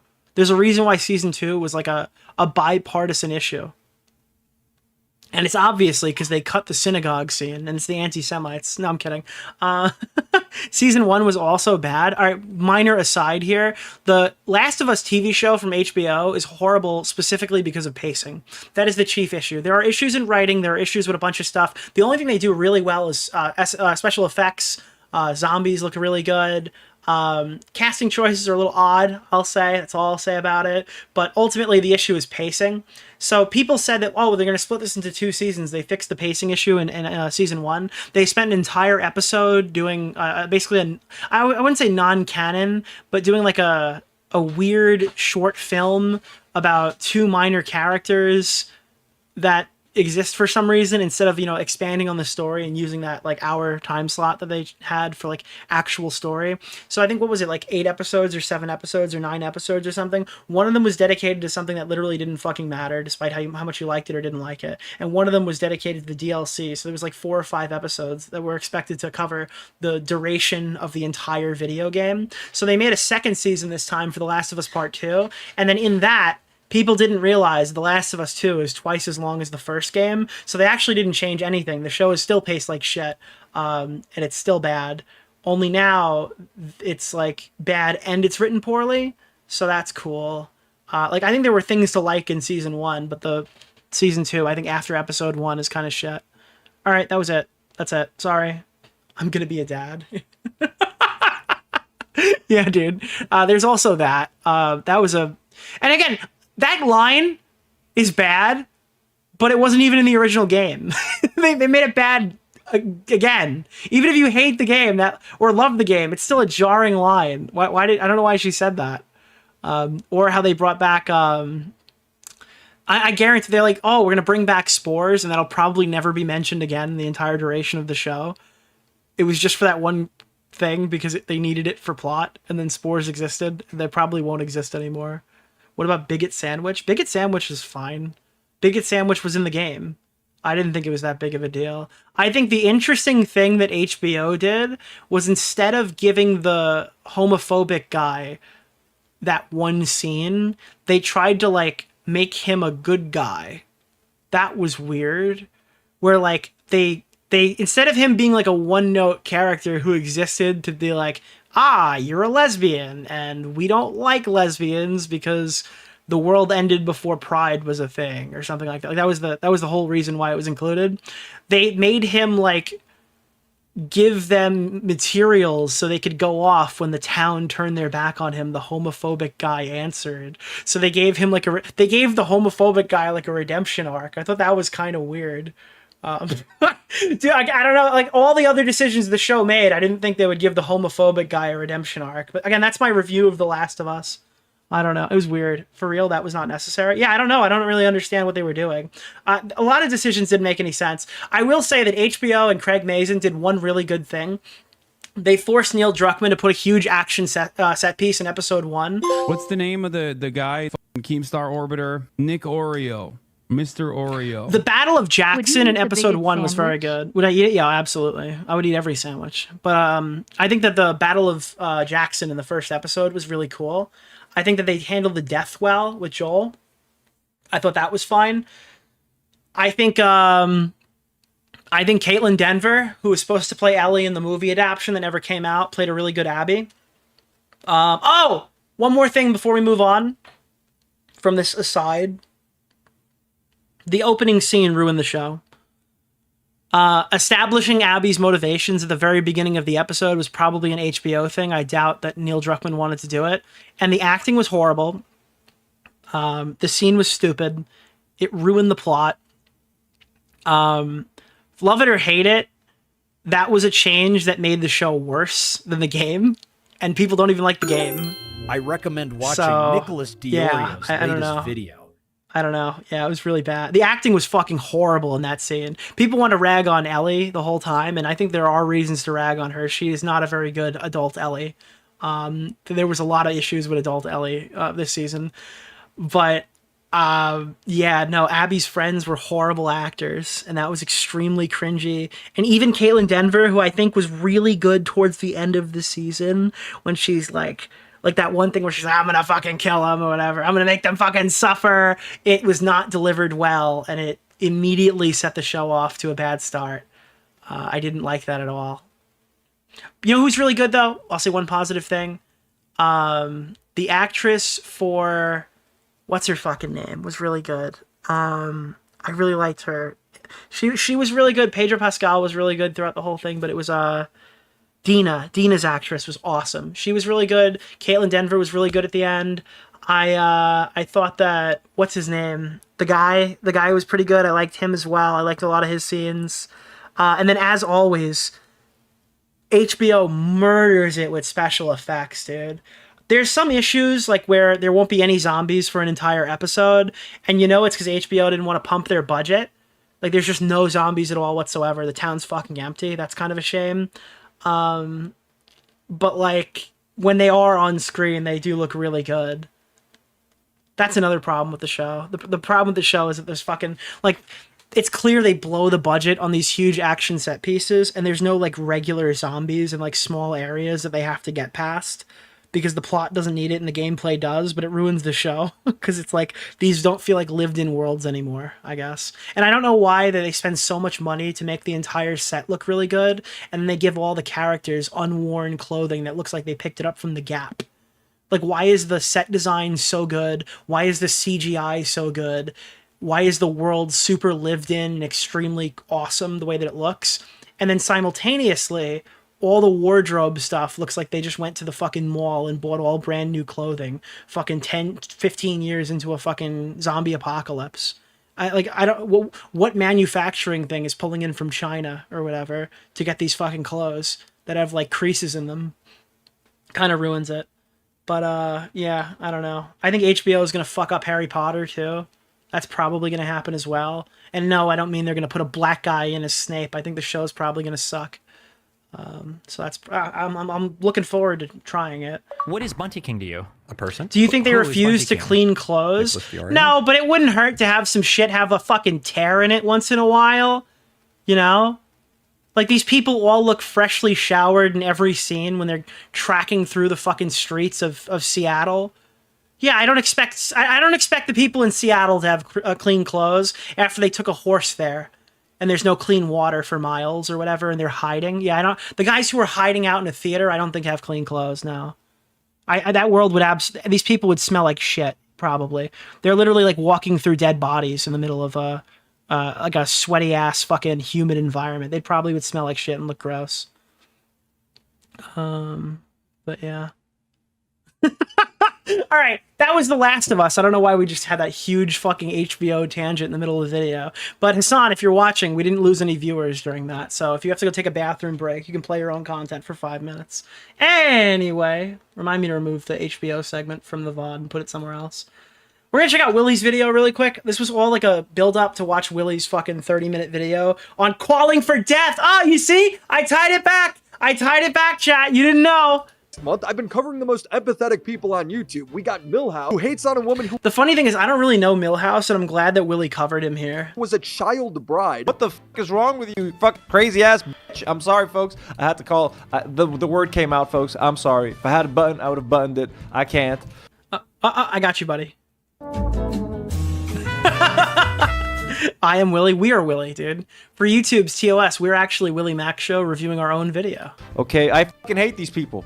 They're horrific. These people are horrific. This couple is a horrible couple. I don't give a f that she was a fucking a child bride, bro. He doesn't know if anything she said was false. But that's the funniest thing possible. It's like they don't agree with my talking point, so fuck your child bride status, you loser. You don't even deserve to have to pick your husband. By the way, he's just crashing out because he hates Ethan. Oh, look, good pause right here, huh? Look at that. Oh, wait, what?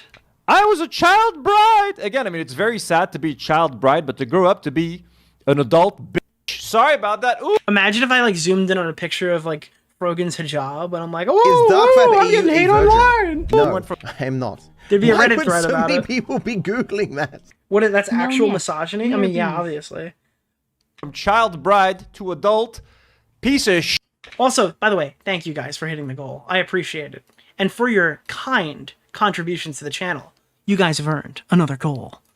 So f you and your story. Let's— Noah Samson's been spending his time— Fuck you and your story, bro. Hey guys, I hate that Nicholas DeOrio dude who has the show Ultimate Rape Review. Anyways, guys, fuck you and your story you wrote in on. Calling out YouTubers for supporting genocide, even though they don't. He's just lying for views. But the short of it is, if you criticize Hassan in any way, you are an evil Zionist genocide supporter. He ends his video by telling his viewers to do something about it. Wink, wink. People living in the West have the most power over anyone else in the world to stop the genocide. We are living in the belly of the beast. We have direct geographical, physical access to the politicians, the propagandists, the weapons companies, and the supply chains that are facilitating this genocide. Protesting is great. We should keep doing that. But also, you know, I feel like we have to be honest with ourselves. 17 months in, and what is protesting actually accomplished? Nothing. If we want this genocide to stop, it's time to escalate. Okay, so keep in mind, this is the line, right? You're allowed to advocate for people to become violent when protesting that could directly lead to actual human lives being taken in a conflict about a genocide, right? Like, you're allowed to go encourage your audience to be escalating their fucking conflict, right?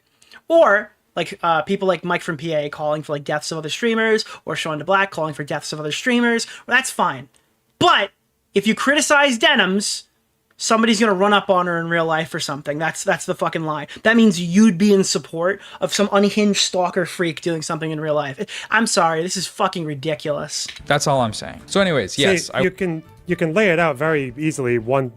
If you're on the correct side, you're allowed to advocate for actual human lives to be taken. But if you're on the wrong side, the bad side, that means that you can't even say anything about us because you're putting us in danger. Sentence at a time. It's quite clear. We in the West have direct physical access to a bunch of people, including the propagandists, after just labeling a bunch of people creators. I wonder who propagandists are, chat.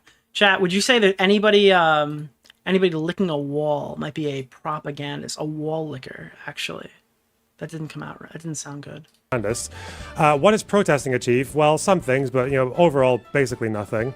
If we want this to stop, we need to escalate. That's all I'm saying. I'm sorry. If you had a clear vision for what needs to be done to stop the genocide, I actually have 20/20 vision. Thank you, Lonerbox, for asking. You would say it because you want to direct your audience into something fruitful, unless the thing you want your audience to do Thank is you for the $5, against TOS. criminal, violent, etc. He's calling. Dude, I'm telling you right now, if YouTube relaxed their TOS, these guys would be explicitly calling for the death of other people. I fundamentally do believe that the only thing keeping them from calling for actual human lives to be taken more often is the fact that they keep remembering they have to remove it from the VOD, or they're self-aware enough to not do something that would put their channel in jeopardy. For people to do something that he is too cowardly to say himself. He's calling for people And to by the way, the only reason that these people will start reacting is in threat of lawsuit or if YouTube policy changes kick in. They're fine with doing everything that they're doing right now until something could potentially hinder their income. do dirty work for him. That's what this is. He wants them to send more skulls to Ethan Klein. Just a death threat to a father, a family. Since then, 2 low-level staffers at the Israeli embassy were shot in DC, all in the name of Palestine. But what was Noah's response in his charity live stream? Well, it's to dismiss it as not being serious and mock people who found it worrying. Smart move on not covering current events, by the way. You mean specific current events or in general? Because 2 pro-peace Jews dead. Read what they were saying. Pro-peace. Oh, okay, yeah, that's fine then. That's fine. Peace is crazy. Dude, I don't know how these people even fucking like sleep at night. Even so, would they deserve it? Yes, it did. Noah has repeatedly made calls to violence on multiple occasions. I'm glad that Willie's calling him out for this, because again, I don't feel like enough people called Noah out for this. They kind of moved past it. No, you know what?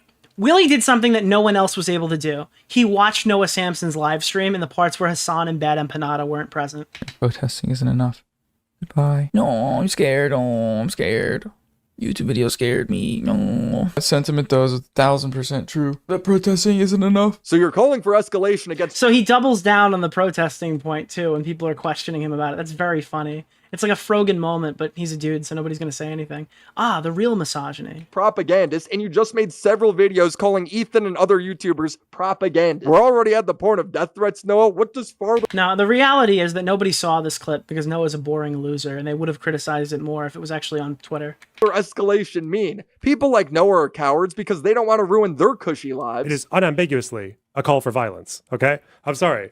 And he doesn't want to spoil his cute little life. He doesn't want to fuck his income and ruin the little cushy career that he's got a hold of. He doesn't want to do that. He wants other people to fuck up their lives and get thrown in jail or whatever else for him. True. He wants other people to be Luigi or fucking... what's his face? Aaron Bushnell. Interesting that he said propagandist, because that might actually encompass the people that he's just spent the entire video calling genocide defenders. Ethan is making the obvious observation that these people are encouraging an escalation of violence inside the United States, and Hassan crazy makes him. Understand that me and Gila are just as valid targets to them. I don't think so. That's ridiculous. I've known this as people like Hassan and iDubbbz lecture me about hallucinating threats. I knew this the moment I ended Leftovers. Why would I want to be a member of a community that would literally cheer on my death? There is a toxic, violent, nihilistic extremism brewing on the left, and it should scare all of us. I don't even want to talk about this as a concept because I don't want to invoke this or put this into the world, but I don't think that Ethan is inherently wrong here. I do think that if something dramatic happened, I don't think that the audience response would be like, oh no, this is the worst thing ever.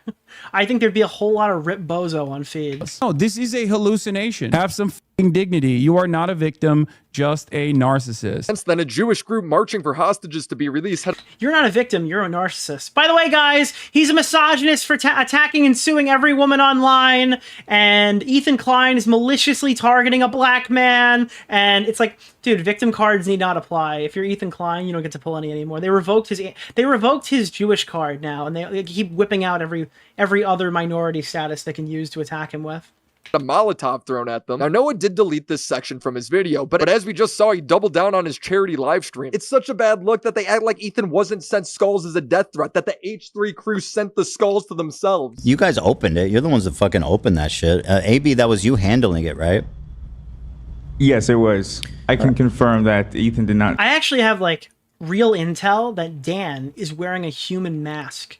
Dan is actually Dan Saltman of the Anything Else podcast, and he has been planted by Destiny to make Ethan Klein's arguments more in line with the narrative. Sent it to himself, and how do you know? We were all freaked out by it. I was scared out of my mind.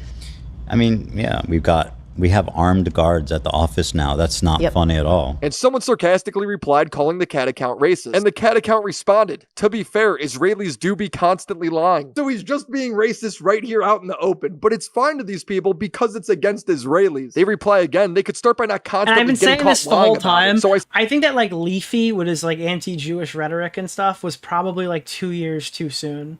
I think that like if like imagine if Kanye said everything that he was saying, but instead of like praising Hitler, he just started screaming free Palestine instead. I think that they would be like, yes, Queen, I need to listen to more of your psychotic music. Said, show me proof of him lying right now. No response because these people don't care about the truth. If you criticize them, they'll label you their enemy and dehumanize you, a person who barely deserves a spot in society. I think like this will never happen, but in a totally just world, any kind of, regardless of your background, any kind of fucking Zionist tendency should be treated in the same way as being a fucking rabid.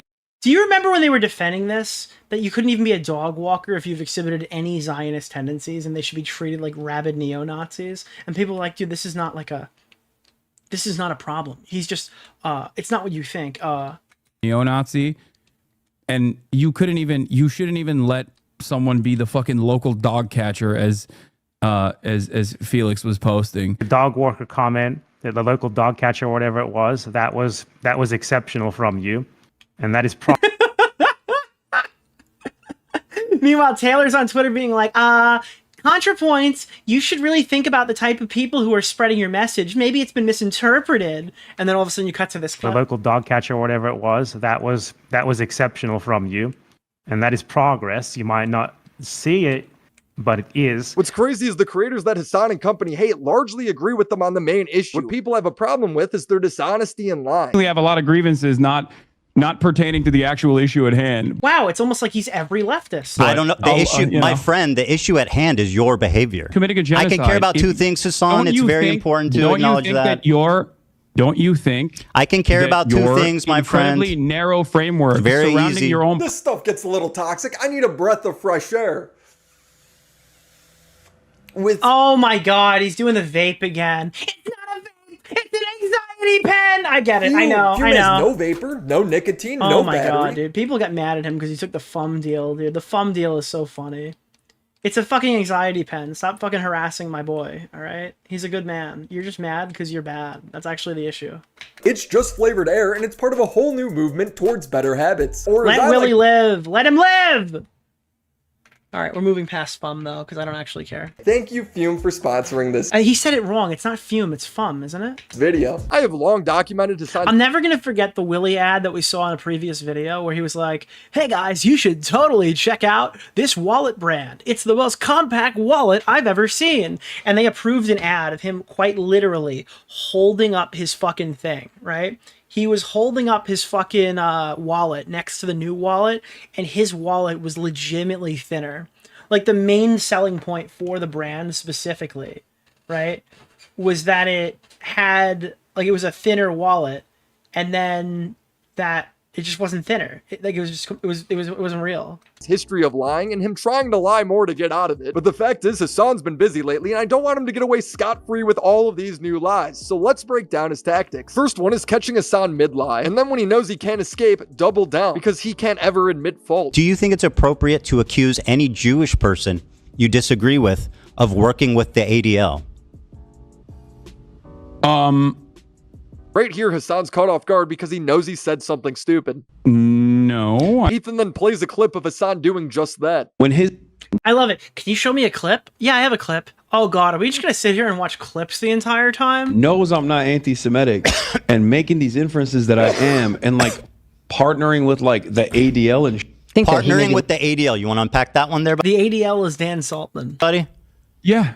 Again, partnering with the ADL. That is precisely what took place. I have never spoken to the ADL, so what does that mean? Well, the ADL agree with you, right? So, like Bad Empanada agrees with you, the ADL agrees. No evidence that Ethan colluded with the ADL other than the ADL also hates Hassan. So Hassan's only option here is to double down. Because he thinks that everybody is sitting in a group chat waiting to take him down.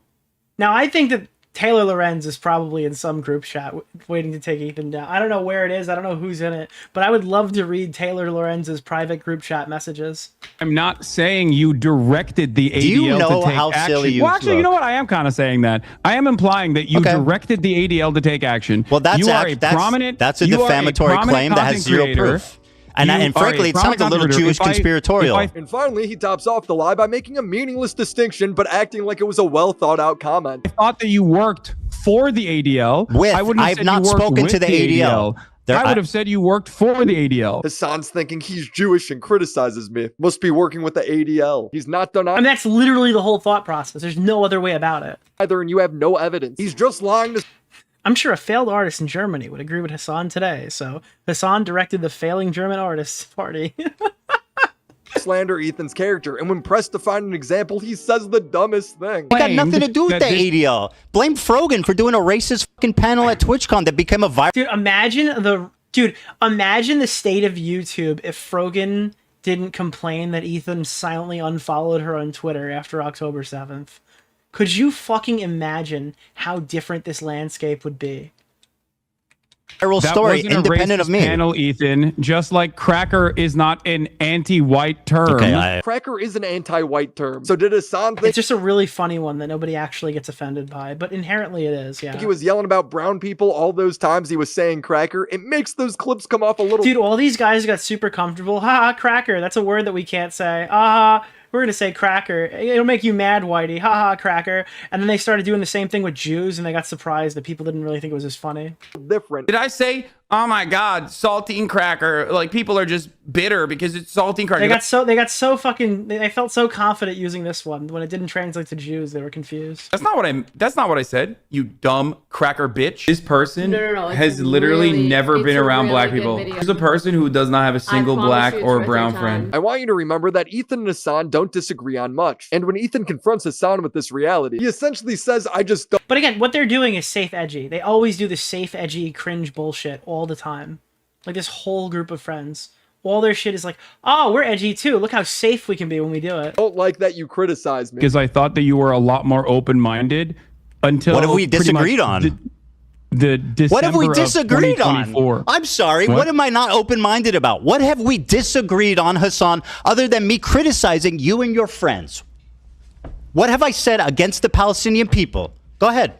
Sorry, Ethan. We sent the approved talking points out, and you're not playing ball. Okay, you got to get out of here. Get this guy out of here. Take him out of here. Get him out of here. What do we disagree on? Disagreeing on is what you choose to focus on. Does that seem and significant? What you think is the major point of contention here. The main point of contention is you slandering him as a genocide defender. Does that justify lying about me? And that's what you're seeing here. You're seeing a lot of Hassan Piker being malicious because Ethan will make some good points against him, and the only thing these people can combat with is, Ethan's a misogynist, Ethan's targeting women, Ethan's fucking working for the ADL. Right? It's like, oh, okay, he's going to throw a bunch of legit shots at us, so here we have to make stuff up to, counteract the narrative. Continually for a year and a half just because you don't like where I'm focused? That seems immaterial. Lying about what? About me being Destiny fan, about hallucinating. It's like, oh, God, everyone keeps taking us out of context. Why are they clipping us out of context? And in retaliation, they clip Ethan completely out of context. That's how the content cop was made, right? A bunch of streamers were complaining that actual clips of them that look really bad were always out of context, and the stuff they were saying was actually not what they meant. So in retaliation, they all got together in a video that completely took Ethan out of context. Sweeping for your anti-Semitic friends, lying about context, saying that my video's out of context without watching it. Hassan. Take your time. He's silent because he knows Ethan's right. They then get into a debate about the rapes on October 7th. Hassan doesn't engage and just starts talking about other rapes as if it somehow makes it even, like he doesn't need to talk about it anymore. It's very weird. You seemingly act like you care about sexual violence taking place against Israelis. Meanwhile, one of the hostages that actually was returned in the early stages did get raped by an Israeli fitness instructor. You know, I have not seen you talk about that. I have not seen you talk about why would the I talk Israeli about pro-rape a crime that riots an took Israeli place. did unrelated to the had- conflict? It's such a crazy argument, like an actually insane argument for people who posture like they care about rape so much as these guys do. It's extremely fucking funny. Do you know your friend hosts Ultimate Rape Review? Well, I'm gonna watch Ultimate Rape Denial with Hassan Piker. Israel Do you had find it a interesting? January There's something 6th that I style. Israel had a January Like, I don't know how you can high road anything when this is your argument on rape. 6th style pro riot where a bunch of rabid right-wing. Do you think I'm defending this? Why I'm not defending this. He's just rambling off things that aren't related in any way, and then He's just like listing a bunch of keywords. Yeah, yells at Ethan for being on topic. it's like when somebody's trying to make a YouTube video description where they just like blast a bunch of words in there that have actually no meaning with the video. Listen to me. Listen to my They words. touch my very private carefully, parts, they because rape you're not going through this in a dignified way, and I think it's very gross. What you're doing here is simply weaponizing a victim you are so as a pathetic. fucking prop. It's like, hey, what you're doing right now is you're actually denying rapes that occurred, and you're laughing it away, and you're insulting people in your chat when Kamala Harris acknowledged that the rapes happened on October 7th, right? And then his response to that is, oh yeah, did you know that there was this rape? And then Ethan's like, well, yeah, I mean, I'm not a rape-denying piece of shit, so yeah, that's pretty bad. And that's like the end of the dialogue. It's just like, I don't know why he thought that would be a win for him. I genuinely don't understand. Was Ethan supposed to be like, actually, the IDF rapes are good rapes? Maybe that's how he thinks, so he thought it would be like a killer argument. Bro, you literally just... And then he's like, and then once he gets himself into a corner, you're right. His next move is, you're weaponizing rape. It's like, well, maybe, but I'm only doing it because you keep denying that it happened. If you stop denying the rape, then like, I wouldn't have this argument to use. Did that to Ethan. The third tactic is the gaslighting technique. We all know Ethan's been targeted with CPS calls, death threats. AB is being called an Uncle Tom, a house slave by Bad Empanada, purely because he's Lebanese. And Mike from PA. And works for Ethan. But since Ethan can't figure out the exact person who called CPS, Hassan's gonna act like no one's responsible. I have never once in my entire life, Hassan, experienced the amount of harassment, the organized, psychotic campaign to try to ruin my life, all of my employees' life. Dude, Taylor Loren's harassment is like, someone sent me a mean DM because I leave my DMs open and I say extremely stupid shit online. And then Ethan Klein harassment is like, they've sent human remains to my office. They've called CPS on my child. My child is being interviewed tomorrow, and it's like it's gonna be a black mark on our family. People are always gonna wonder what happened and why this occurred. My family's life, their family's life. This is your community acting in response to what you're saying about me being pro-Zionist. So do I think it's worse? In my experience, it's much worse. My community that's done any of these things that you're talking about. Who calls CPS? What the fuck? So I don't know. So you don't know who calls CPS, and yet for the past couple of months, you've been like, it's whoever I don't like that is called CPS. No. And now you're claiming that my community is responsible for it. Bad Empanada calls for people to do it. Denim's community calls for it to happen. Ian made a video to 7 million people saying it's justified, and Hassan promotes all of them. Hassan's getting notes during the debate from a guy called Chris CPS. Anyone with eyeballs knows it's coming from this anti-Ethan community. This gaslighting is brutal, but Hassan is just warming up. Hassan tries to criticize Hila for doing mandatory military service. Hila. Oh, here we go. Now we're gonna do the fucking IDF shit. Let's go, Willie. Give us the tea. Was doing mandatory military service. What should she have done? Zam, Willie. Tell us how it is. There's numerous options. One, religious exemption. Two, refusing to serve. But Ethan asked refusing to serve. Okay, then how come you don't pay your tax? Why do you pay your taxes? I mean, it's a fine answer. I don't know why. The only reason people will tell you why do you pay your taxes is a bad answer is because they don't have a rebuttal for it. Obvious question. Our U.S. tax dollars help fund this. Bang! Dude, the taxes that you're sending Hassan Piker that he could pay for his Porsche and his big ass house in his socialist conquest to save the world is being like taxed and sent to Israel. You're literally giving like a couple of dollars towards whatever bombs are blowing up these people every time you support his live stream because he pays this money to the government who sends it to Israel. So why doesn't Hassan stop paying taxes? You say that Hila could have gone to jail and done a conscientious objection instead of joining the army. Why do you pay taxes? Based. Why do you pay Huh? What? Come on, you had to have planned for this one, buddy. taxes to the United States This government? is your big argument, Ethan? Answer the question. That I pay taxes And he immediately just says, "Oh, what? You're gonna argue this? Are you crazy? That's insane." Taxes, and I'm morally culpable. I know. That's why I try to Why don't fight you go to against this jail? goddamn government Well, doing why this don't you shit every stand up day. for your? Hold on. Why don't you stand up for your principles and go to jail for it? Because it would not actually stop. Okay, it would. Oh, really? So how would Gila Klein going to jail for not going into the IDF? How would that stop what's happening to people in fucking Gaza?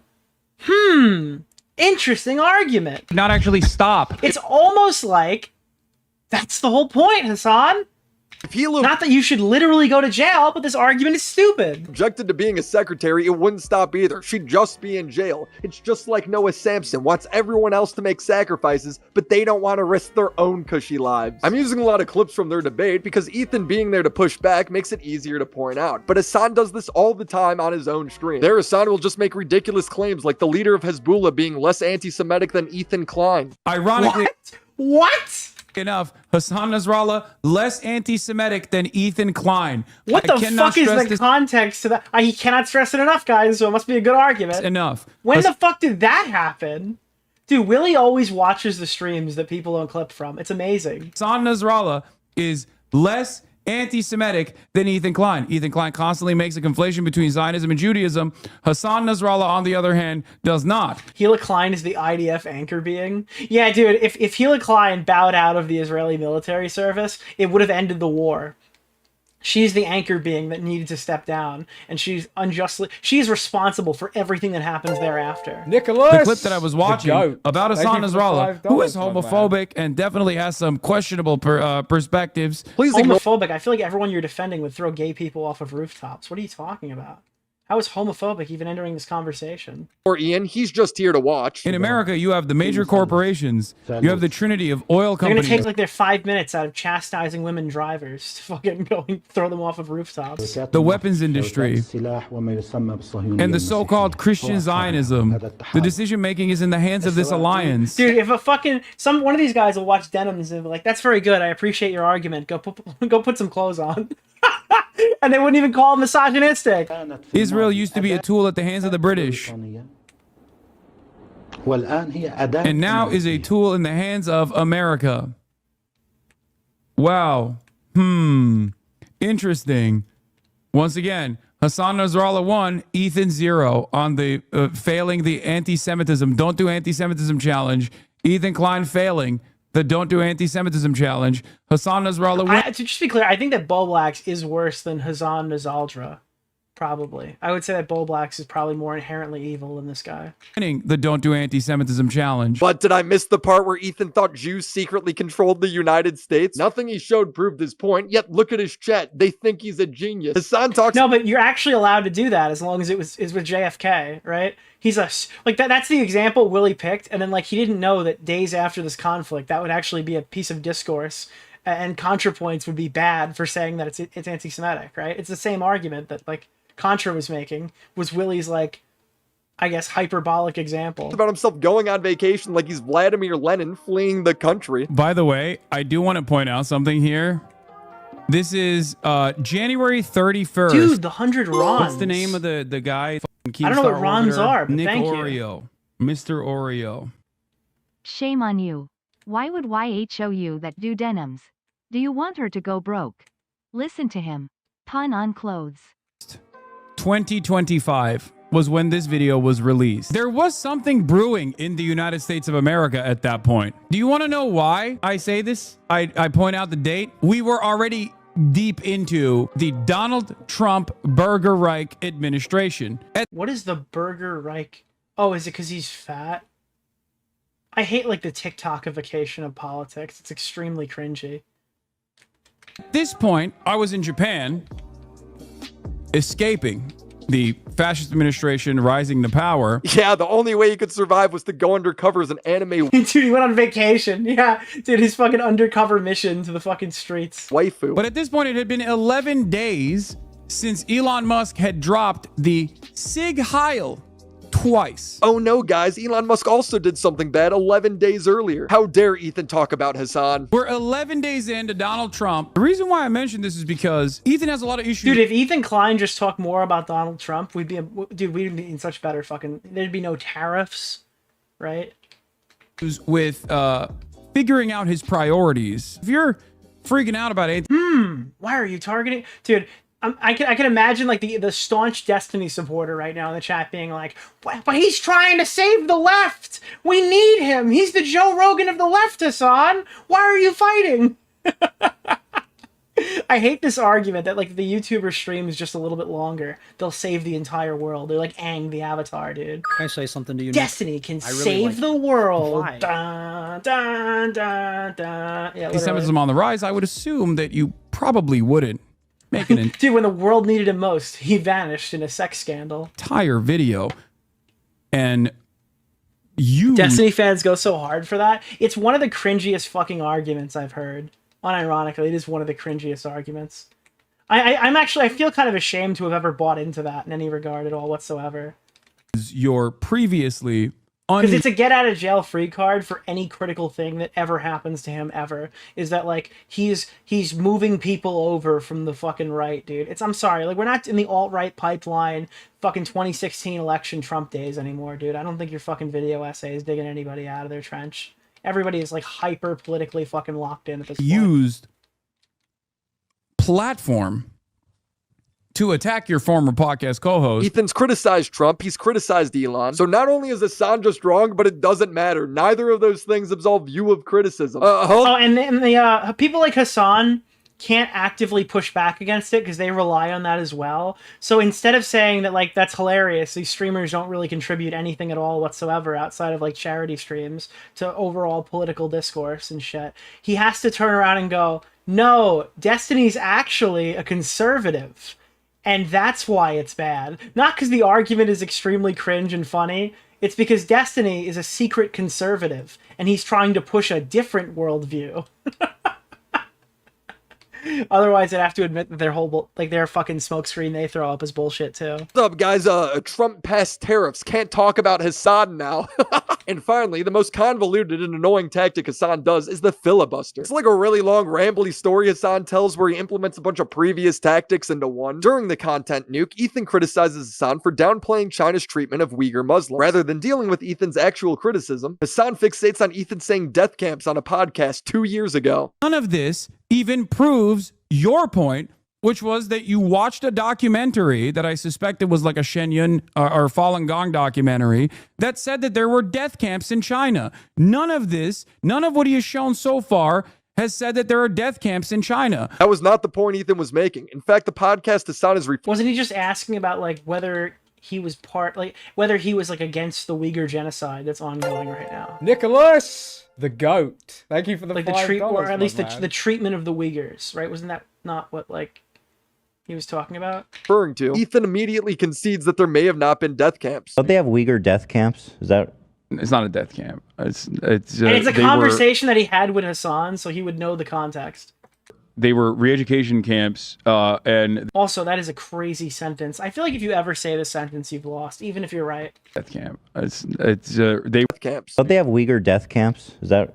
It's not a death camp. They were re-education camp. I feel like that's not like I feel like that's just not a winning argument. Am I crazy? I don't think you could. That doesn't sound good, right? That doesn't hit my ear palate is not like yearning for that answer. And they are no longer in operation. Is that according true? to the Associated Press? Okay. So Hassan has clip shipped a point from a podcast 2 years ago and is applying it to Ethan's And I think that Hassan sounds worse in that clip than Ethan. video, even though that's not the point Ethan's trying to make. Part of the reason why And also, he doesn't even sound confident when he's saying, he's like, no, so they're not death camps. They're like re-education, you know? It's just like, it's not the same, right? You know, but it's not like a death camp. I don't think that he was able to prove his perspective in the conversation at all is because And it doesn't help that I know that like if Hassan Piker was in power, he'd line me up against a wall. I legitimately think that if Hassan's perfect worldview came to like pasture or whatever, I would be lined up against a wall. weren't fucking death camps, and I was right. They were re-education camps. By the way, that really just means prisons if you think about it. Yeah, no, it's just a prison. Yeah. But we'll let them cook. I've always been against that. This is the problem. And people will say, Hassan, we got you. You said you would be in favor of re-education. There's a difference between re-educating people. Someone wrote, okay, it's okay, Nick. So would Hassan. Fucking true. You're actually so fucking right, dude. In Hassan's perfect worldview, they'd line him up against a wall, too. Who have done crimes in the process of rehabilitation, okay, versus doing dragnets against an entire minority population and mass surveillance against an entire minority population. That is what I'm against. This is the filibuster. He's not going to engage with Ethan's point, which is Hassan has a double standard for Russia and China because his brand is America bad all the time. Hassan has happily eaten up the Chinese propaganda on this and has regurgitated it to his mainstream audience. Why is he defending China's genocide of their Muslim population? How does this even make sense? I know America bad is a meme that people laugh at online, but with Hassan, this does actually seem to be the beginning and the end of his analysis. Two principles. Let me explain to you. Two principles that you should keep with you, coming from a person who's Turkish, okay? Never align with the Western forces. After 20 minutes of Hassan going on... The guy, I mean... the Keemstar Orbiter, Nick DeOrio. He kind of just said it, right? Never align with the Western forces. These are re-education camps, Mark. Unrelated... We have a... what is it? We have a responsibility to Viltrum, all right? Those Uyghurs need to figure out what they're doing. They're either with us or against us, Mark. He pulls up a stream he did on October 13, 2021. He read an AP article. Mark, we're not genociding anyone. We're giving them access to food, medical care, decades beyond what they can get right now. That was critical of China, and he partially agreed with it. This is the breakdown, okay? This is where me and a lot of defenders of China part ways. I think that that is completely and wholeheartedly unacceptable. People that unconditionally defend China think it's totally appropriate because they're all fucking extremist Muslims, okay? To me, that sounds a lot like, you know, you're a reactionary conservative, but for China. He's being so careful when criticizing China. Where's all the screaming? So when I look at other countries, I look at the regional actor, whoever the regional power player is, and then I look at who is backed by the Western superpowers. That's a principle that you could take home with you. If you want to actually be moral or if you want to be smart about the way you analyze other countries. And then 1 month later in 2021, Hassan would get mad at the news for criticizing China over the same thing. And he would cite this. That's fucking hilarious. Dude, there's like, you could just watch hours of Hassan fucking up any breaking news story on his fucking political broadcast where he's like the top fucking 2 political streamers on the site. I think he was #1, and then Asmongold stopped streaming video games and started watching Trump every day. Same AP article for West bad. I mean, it's his whole personality. For why China is cool. I wanted to stand up for my Muslim brothers and sisters who are in, you know, concentration camps, are getting tortured and raped every day. And I don't care whoever said which organization or which company. Bro, the Associated Press literally said, like, not like a fucking, not exactly known as like a pro-China outlet, but even the Associated Press quietly not known as a pro-China outlet. Fucking wrote an article that didn't get a lot of coverage in mainstream media about how, like, okay, well, you know, all the concentration camps have been closed now.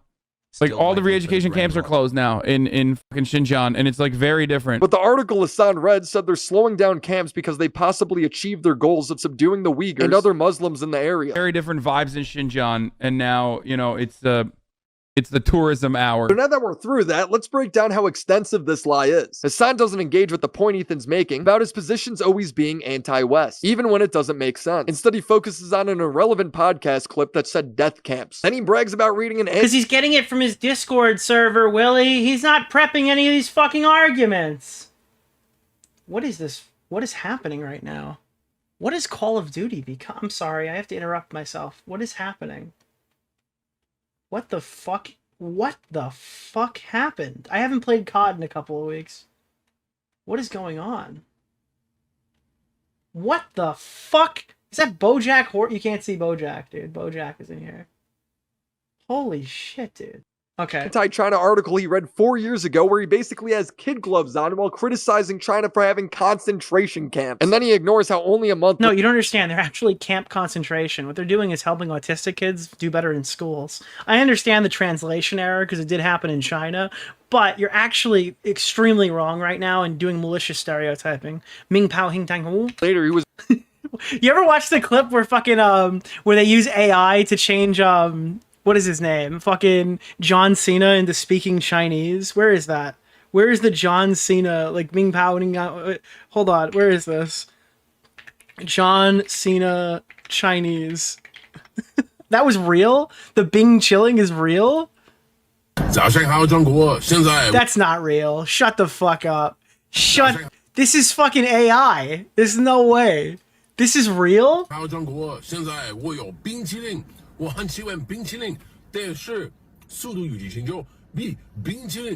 Remember when, like, sucking China dick was, like, bad and people didn't like when, like, the NBA did it? I remember when sucking China dick was bad. Bragging about how great China was for culling the population and closing the camps. No viewer is going to take the time and fact check all of this. Remember when they were like, wow, China doesn't really like black people all that much, so they made Finn in Star Wars less prominent in the sequel trilogy based off the fact that he never became a Jedi, and they shrunk his picture in the poster. Like, China really hates those black people. That's kind of bad. Disney's sucking China dick right now. I remember that. So Hassan knows he can just call Ethan's video poorly researched and clip-chimped. I'll just start out by saying we're 8 minutes in, and his research is not so great. He doesn't prove his point at all. China forced minorities on birth control, forced abortions. Holy shit, dude. Wait, what do you mean China forced? I didn't know China forced minorities. I thought didn't China put everyone on birth control or something like that? Like I think they've ended that practice now, but like women can only have a certain amount of kids because of overpopulation. Mandatory pregnancy tests and detention camps for having too many children. China's what? See, no. Detention is because the kids are bad in school. Concentration camps were like their form of like ADHD help. You're not understanding what's happening, really. Okay, there's nothing going on in Ba Sing Se.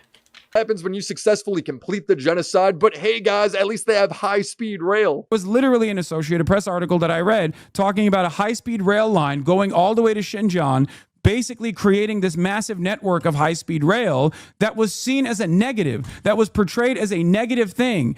People in Xinjiang still have freedom to travel in that regard. No, they don't. The article he read literally said they don't. This whole segment is Hassan proving Ethan right. Doesn't matter to Hassan, just declare victory. So one must ask the question, why Ethan Klein refuses to actually engage in any of the things that I'm saying, uses out of context clips, and also simultaneously has a very different standard for what China's doing as opposed to what Israel is doing. You're literally the one doing all of that. No, that's 100% you. You have a completely different standard for China as you're like the top genocide. Like, dude, well, you can't sit here and say that Ethan Klein is pro-genocide and then like pick and choose, you know? And just start like completely gunt guarding for foreign powers that are doing things that you don't like, but you don't want to call it out. You kind of have to, if you're going to sit here and say that somebody's pro-genocide, you kind of got to be fair with it. X clips, not engaging with him, rewriting history. These are all tactics he's done for years, and not just with big things, small things too. He talks about the BDS boycott list. A fan comes up to him saying he needs to stop buying Coke on March 31st, 2024. And he's like, I'm not going to stop fucking snorting it. No, he didn't do that. I'm sorry. It's from Colombia! I'm sorry, I forgot to say, you need to stop drinking Coke Zero on stream. Why? You gotta stop drinking Coke Zero on stream, Hassan. Boycott. Wait, is it? You're preaching pro-Palestine and you're drinking all this boycott stuff. Please, Hassan. At least pretend. Do it off stream. Please. Okay, I'll put it in a glass. Then on November 21st, 2024, he finally takes a huge stand against... That's the thing, is Hassan Piker is literally... Do not practice what you preach, dude. Just go to the game. We're not talking about practice. We're talking about practice, not a game. Not a game. We're talking about practice, dude. It's Coca-Cola. As of today. Not even a game that my audience would literally die for, okay? The Palestinian BDS National Committee, the largest Palestinian coalition leading the global BDS movement, endorses the organic boycott campaign against Coca-Cola to pressure the company and to end its complicity in Israel's illegal occupation, apartheid, and genocide.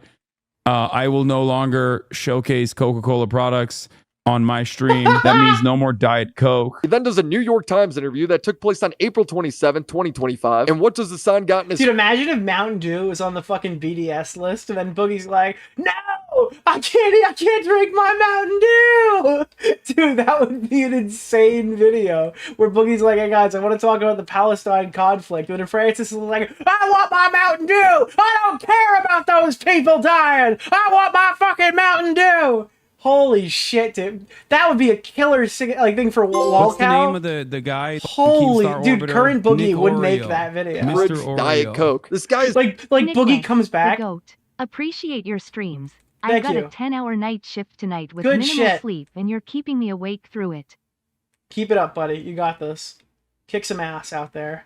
But I think that Boogie, imagine if he like morphs back into like father, uncle of the internet Boogie and pretends that he's the same guy he was like 7 years ago and gives like a heartfelt speech about like the Palestinian crisis. And then Francis, with the power of the internet and CGI, bursts through the door to start screaming about how he's going to drink Mountain Dew anyway and this shit doesn't even matter. That would be one of the greatest fucking videos of all time. telling his audience how great Disney Plus's show Andor is, even though it's supposed to be boycotted. I finished Andor last night.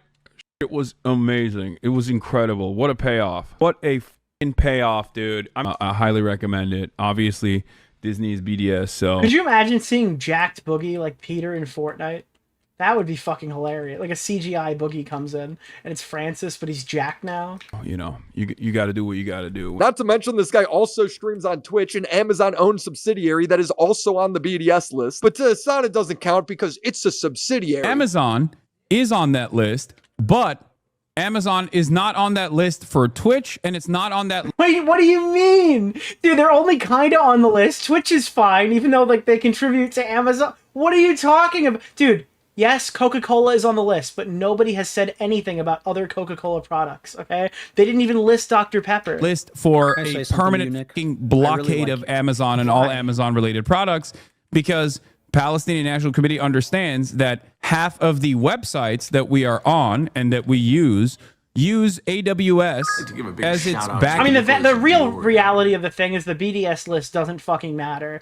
Like, the majority of people don't give a fuck. It's probably not costing any of these people any money at all. Like, it's extremely fucking funny.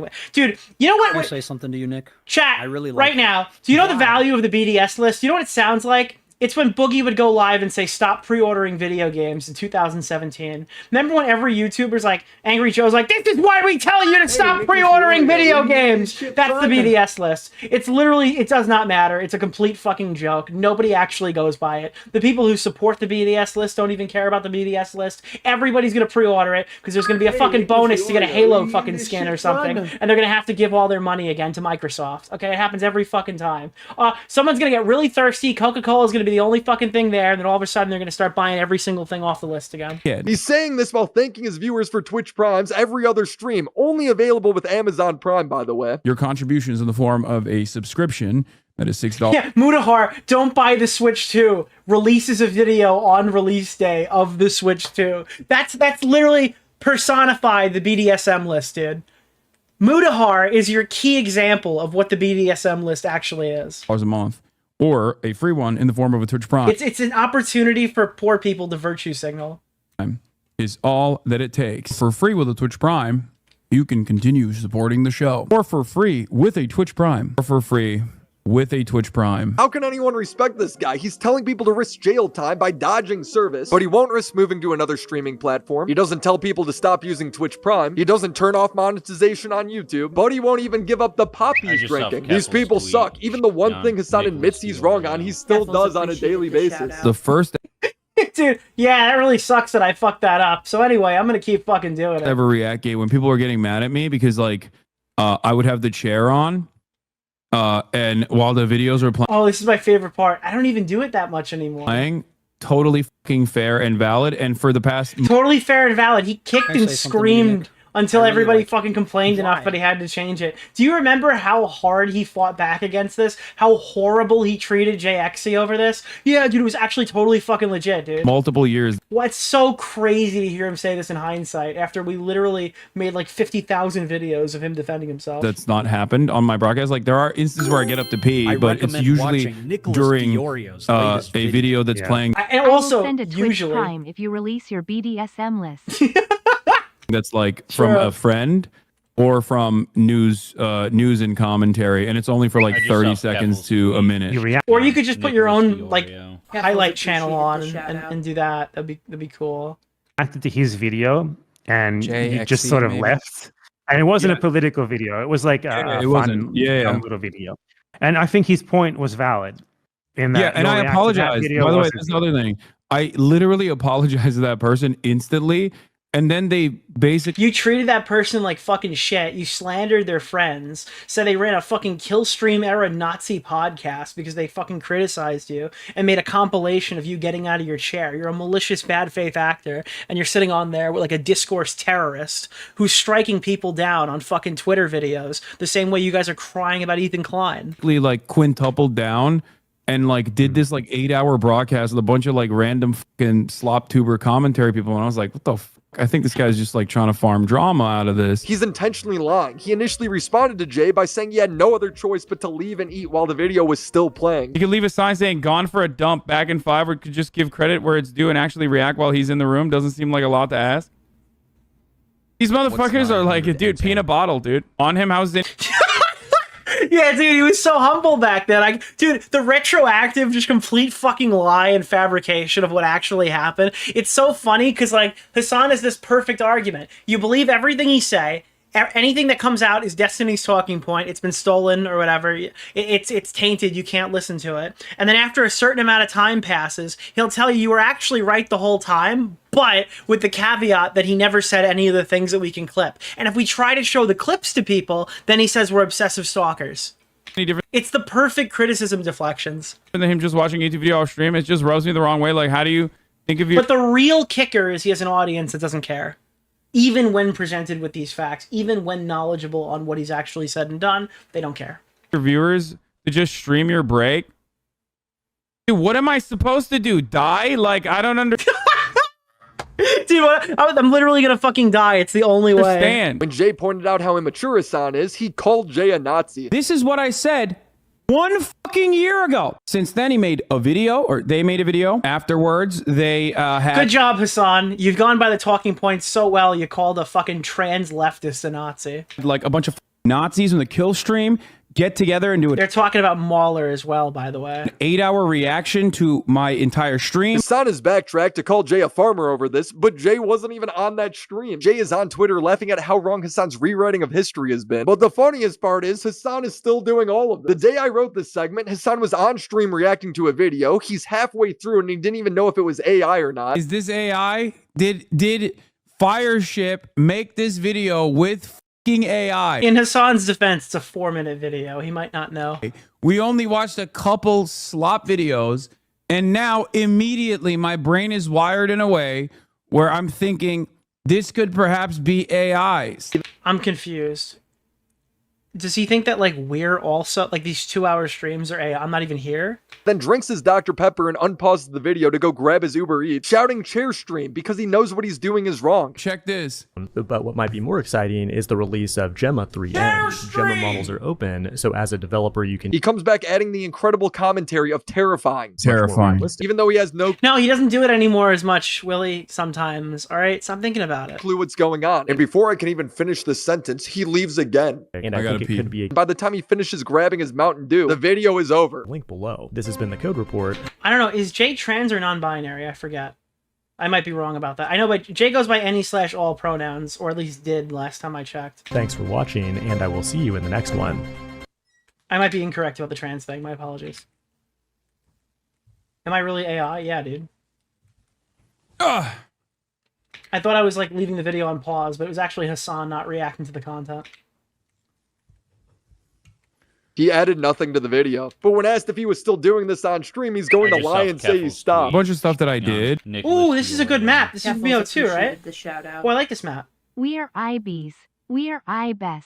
AIBs or IBS. True. Thank you.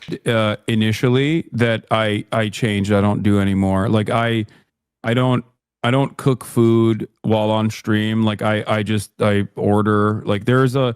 We've made him get an Uber Eats subscription. That was the that's what we did to him. We forced him to do it. There's a bunch of stuff that I used to do that I don't do anymore. Why don't you just play your highlight channel and go to the bathroom? It's really not difficult. Like every other streamer seems to be able to do this on YouTube. I don't know why you think that you're like God's gift to reaction YouTubers. Anymore. Your God's gift to clout. Shout out to Nicholas DeOrio. That in an effort to, like, you know, reduce the chair time. The thing that I was frustrated. Reduce the chair time. Like, this is not like like a symptom of a drug or something. It's not. You just don't do it. It's either you're doing it or you're not doing it. I'm not really. Nobody's holding a gun to your head and saying, "Do not react to this video." You're choosing to do this. Why? Frustrated by is that people. Yeah, how about just don't do it? Like, dude, if you guys say a slur, the first thing out of their mouth is like, "Why don't you just not say a slur? Isn't it that easy?" Meanwhile, they'll defend to the death that they have to fucking get up and walk away while they play your videos in the background. I could reduce how many times I say the F slur, dude. We're just like saying that all I do is just like put the chair on and fuck off. And that was annoying to me. Look, I'm saying a lot of the N-word on the stream, but I'm trying to reduce the amount that it comes out. Because it's like, before the ReactGate shit, I was known for being a person Nicholas, who paused all the time. Put a chair on. Yeah, put a girl on. Put a chair on, dude.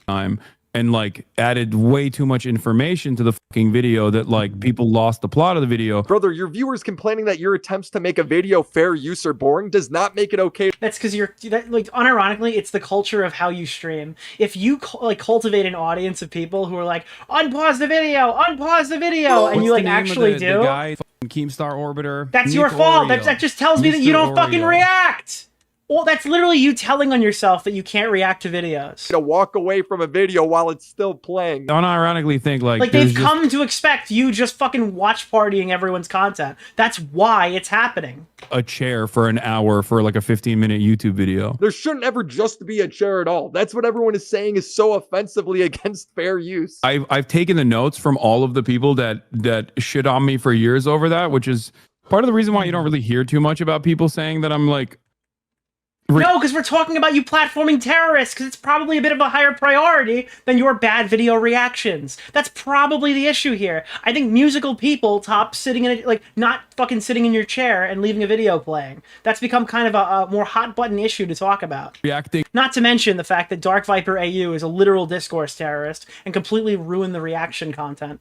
To the point where you can't even talk about it without being compared to the React Rape Man. Unfairly or whatever, I don't even, I rarely ever react to like an unknown channel. Keep in mind, he didn't rape any reactors. He compared reactors to rape, just to be, like, for any lawyer listening. Anyway, nowadays, and it's mostly just like news and commentary that I'm adding additional commentary over. People don't respond to you doing it anymore because you've clearly shown you don't care and that you're not going to stop. Him saying it's fine because he mostly does it to the news. It's not true, but it also doesn't matter. Fair use doesn't stop at you watching the news. Ethan just released a video showing how. And it's like your friends literally fire up a stream and watch like hours of CNN. And people are like, oh my god, is Nick really gonna shill for fucking Hell's Kitchen? It's like, yes, because they do it to other people too. Yes, it's the culture of Twitch. It's a fucking problem. You actually have to like do something about this, or people just go around fucking not reacting to anything.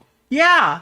100%. It's an easy argument in my favor. Why would I sacrifice that to not? Oh, it's a big media company, Nick. Bad argument. Blatantly, these people steal content rather than YouTube is about the guy with the camera in his basement making a cool video. It's shut the fuck up. Transforming it. And here's Caseytrons. She smoked more than she spoke. Caseytron smokes 42 times during her reaction. And just as a silly thought experiment, we thought, wouldn't it be funny if she spent more time smoking than she did talking? Well, we tallied them up, and lo and behold, there's 15 minutes 40 seconds of commentary versus 18 minutes and 55 seconds of smoking. She spent 3 minutes and 15 seconds longer smoking than. Why does he say smoking like that? Smoking? She did talking in her quote-unquote reaction. And whatever talking she did was just to express how confused she was, presumably from smoking 42 times. What is happening? I'm trying to follow. I've lost the plot. So he lies about small things, lies about big things, rewrites history, argues positions that his critics don't have, calls for others to make sacrifices while he can't give up a single luxury in his life, and he aligns himself with doxers and harassers as long as they're on his side. Mislabel everyone, dodge every critique, in the name of them being right-wingers or Nazis or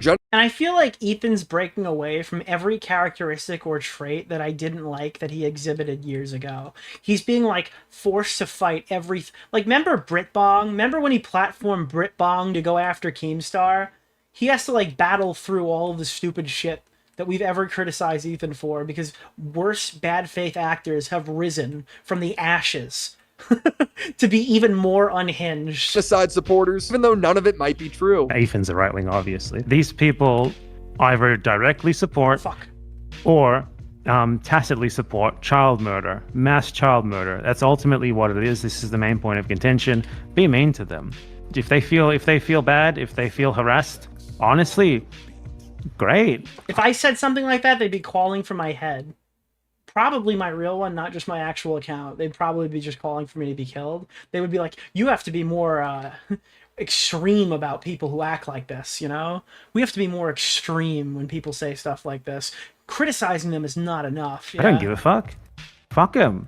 Fuck each and every one of them. We need to be mean to these guys. We need to be assholes. They deserve it. He literally has an old stream clip explaining his current day tactics. You deny, you deflect. Oh yeah, I used this in the intro the other day. It's so crazy. This is a good find, whoever pulled this up. And then you Is this like a Yeetian clip, dude? counterattack the person who like launched this investigation on you, and you try to claim that like there's a hidden bias there.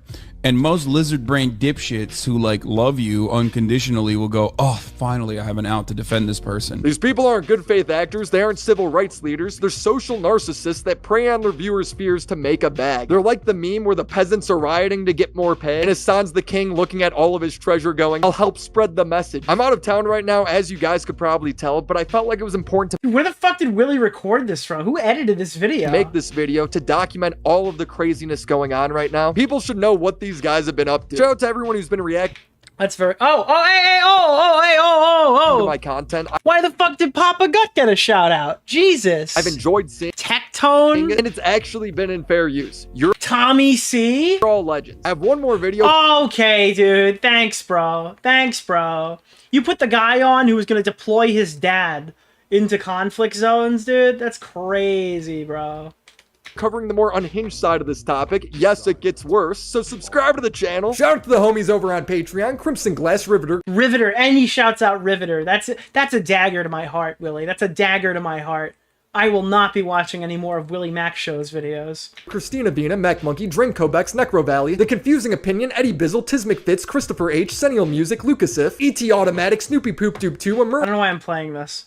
Papa Gut is a Willie Mac Patreon member. What a simp, bro. I only have Innuendo Studios as my go-to. Fucking... Guys, we have a... Oh, man, this next segment's gonna be really fucking fun. I can't wait.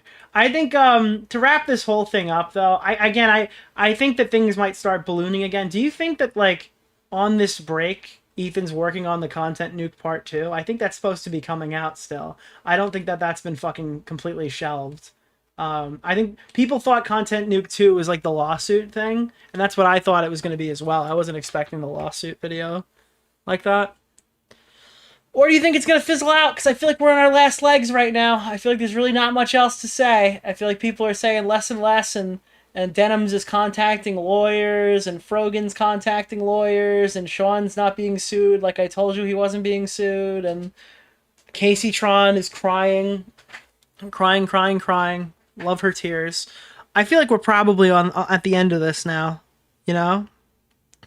Maybe, I think. I don't know. Either that or he's going to come back and drop another bomb. Rip Willie.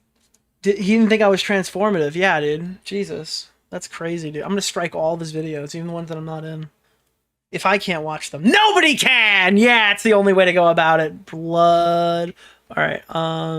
So yeah, that's the EHD segment for the night. Oh wait, hold on. That's not the EHD segment for the night. I saw this clip as well. What is going on with Gorbachev? Who the fuck is Gorbachev? By the way, the Hassan moderator has... Apparently they got like... Remember when Anne of War's moderator got targeted? The Meryl guy, was it Meryl, who was like a crazy simp who had access to shut off her streams? Apparently Hassan's mod got like investigated, like a 47-year-old like fucking freak. Been completely exposed as a 47-year-old who makes sexual comments about high schoolers. They just searched his name. It seems like it's not that complicated. So yeah, he locked his account. This is some comments that he's made in general. Stop. You guys need to stop pretending what... Pretending what Elias Rodriguez was bad. Who's Elias Rodriguez? That was what I was thinking, Asmongold. Literally living through you right now. Yes. Man charged with first-degree murder? Wait. What? Wait, so this guy... Oh, it's the Jewish shooting guy in the museum. Thank you. Guy's saying... So this guy's literally advocating for killing random Jewish people. This guy has the... Well, they're not random Jewish people, but yes, killing them is what he's advocating for, sure. The entire Infinity Gauntlet. Suspect... Well, actually, are they random? How was that determined? Because they were just shooting people... Like, people were saying they were targeting those two specifically, but they didn't really make sense to be the ones they were targeting at the event.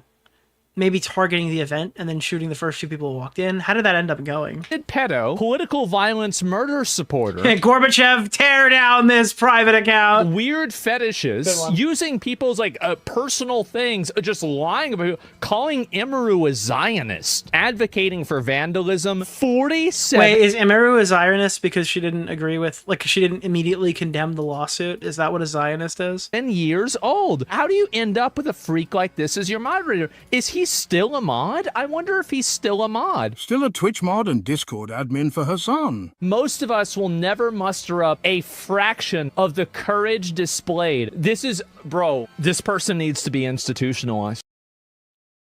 Based. Epic. I actually agree. I fully agree, actually, with that clip. I think that's a good clip. For sure. I think he does need to be institutionalized. I don't know. Wait, what? Hold on. But what was the comments about the, We never saw the comments about the kids or whatever. I don't know if that was ever substantiated. I just want to be clear about that. Because I don't think he shows that in this at all. Like the teenagers? Nick missed the X videos part? What is the X videos part? The X videos? What is that? This is it? USA, 47 years old. 47 years old. How do you...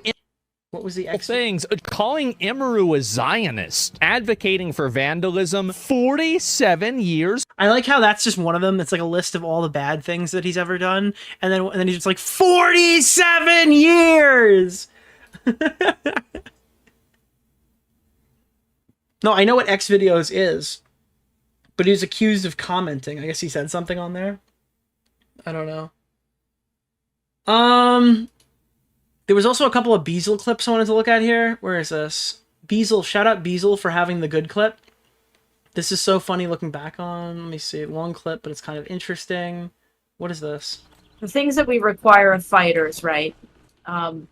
Obviously to train a shit ton. Nicholas! Work with... The GOAT. Thank you for the $5. Is this the game that Boogie was playing when he started talking about how all of his fans were like worse than rapists and Nazis? That's what there's a game that looks just like this. I don't know what he's playing, but I remember Boogie was like, my fans are worse than rapists and Nazis, and it looked like this grass. I'm fucking autistic. My chat's telling me yes. I noticed by the grass that it was the area, it was the game with the clip from the rapists and Nazis thing. There's a problem. I have a problem. Jesus. That's World of Warcraft? I didn't know. I knew this is the game where Boogie said that his fans were worse than rapists and Nazis. You know, or his enemies, his snarkers. A trainer of our choosing, which, you know, it's not exactly fun to have to partner up with someone and spend your whole 9 months like they're your dad or mom that you might not even necessarily fully get along with. Like, that's already a huge ask. Yeah. It sounds like you're not a huge fan of childbirth. So but then what happened afterwards was horrible, because then we went back to the hotel and then they were eating at Denny's and they said, we need to have a meeting. So I have to go to Denny's. And they pretty much then talked about how they were going to have to fire me because I reminded Ian of his father. Dude, I love that, dude. Ian has fucking daddy issues. That's what I needed to know about the content cop. This is going to be kind of like a small hiccup in something that will be solidified in the culture. The culture? Tell me about the culture, Anisa. As long as we just keep fighting for it. I think this year is going to be the hardest to fight for it, in my opinion. I mean, I don't know. It's hard. What are they talking about? Oh, are they talking about Creator Clash? Hard to tell. Well, we're already going through the hard, right? Like... Yeah. I recommend watching Nicholas DeOrio's pill latest video. And what? Yeah. I mean, that's... Oh, they're talking about Creator Clash too, right? For now. The other shit is just like the work. And Well, just like I a worry lot about, more meetings and a lot more... Yeah, that's true. I worry about how it's affected creators, you of us. You know what I'm picturing? Like, the pill. Dude, you ever see the... Wait, where is that? Like fucking Mr. Krabs, dude. The pill. This is the hardest part, dude. Good morning, Dude, this is Ian. Daddy. Anisa comes in to talk to you. Mwah!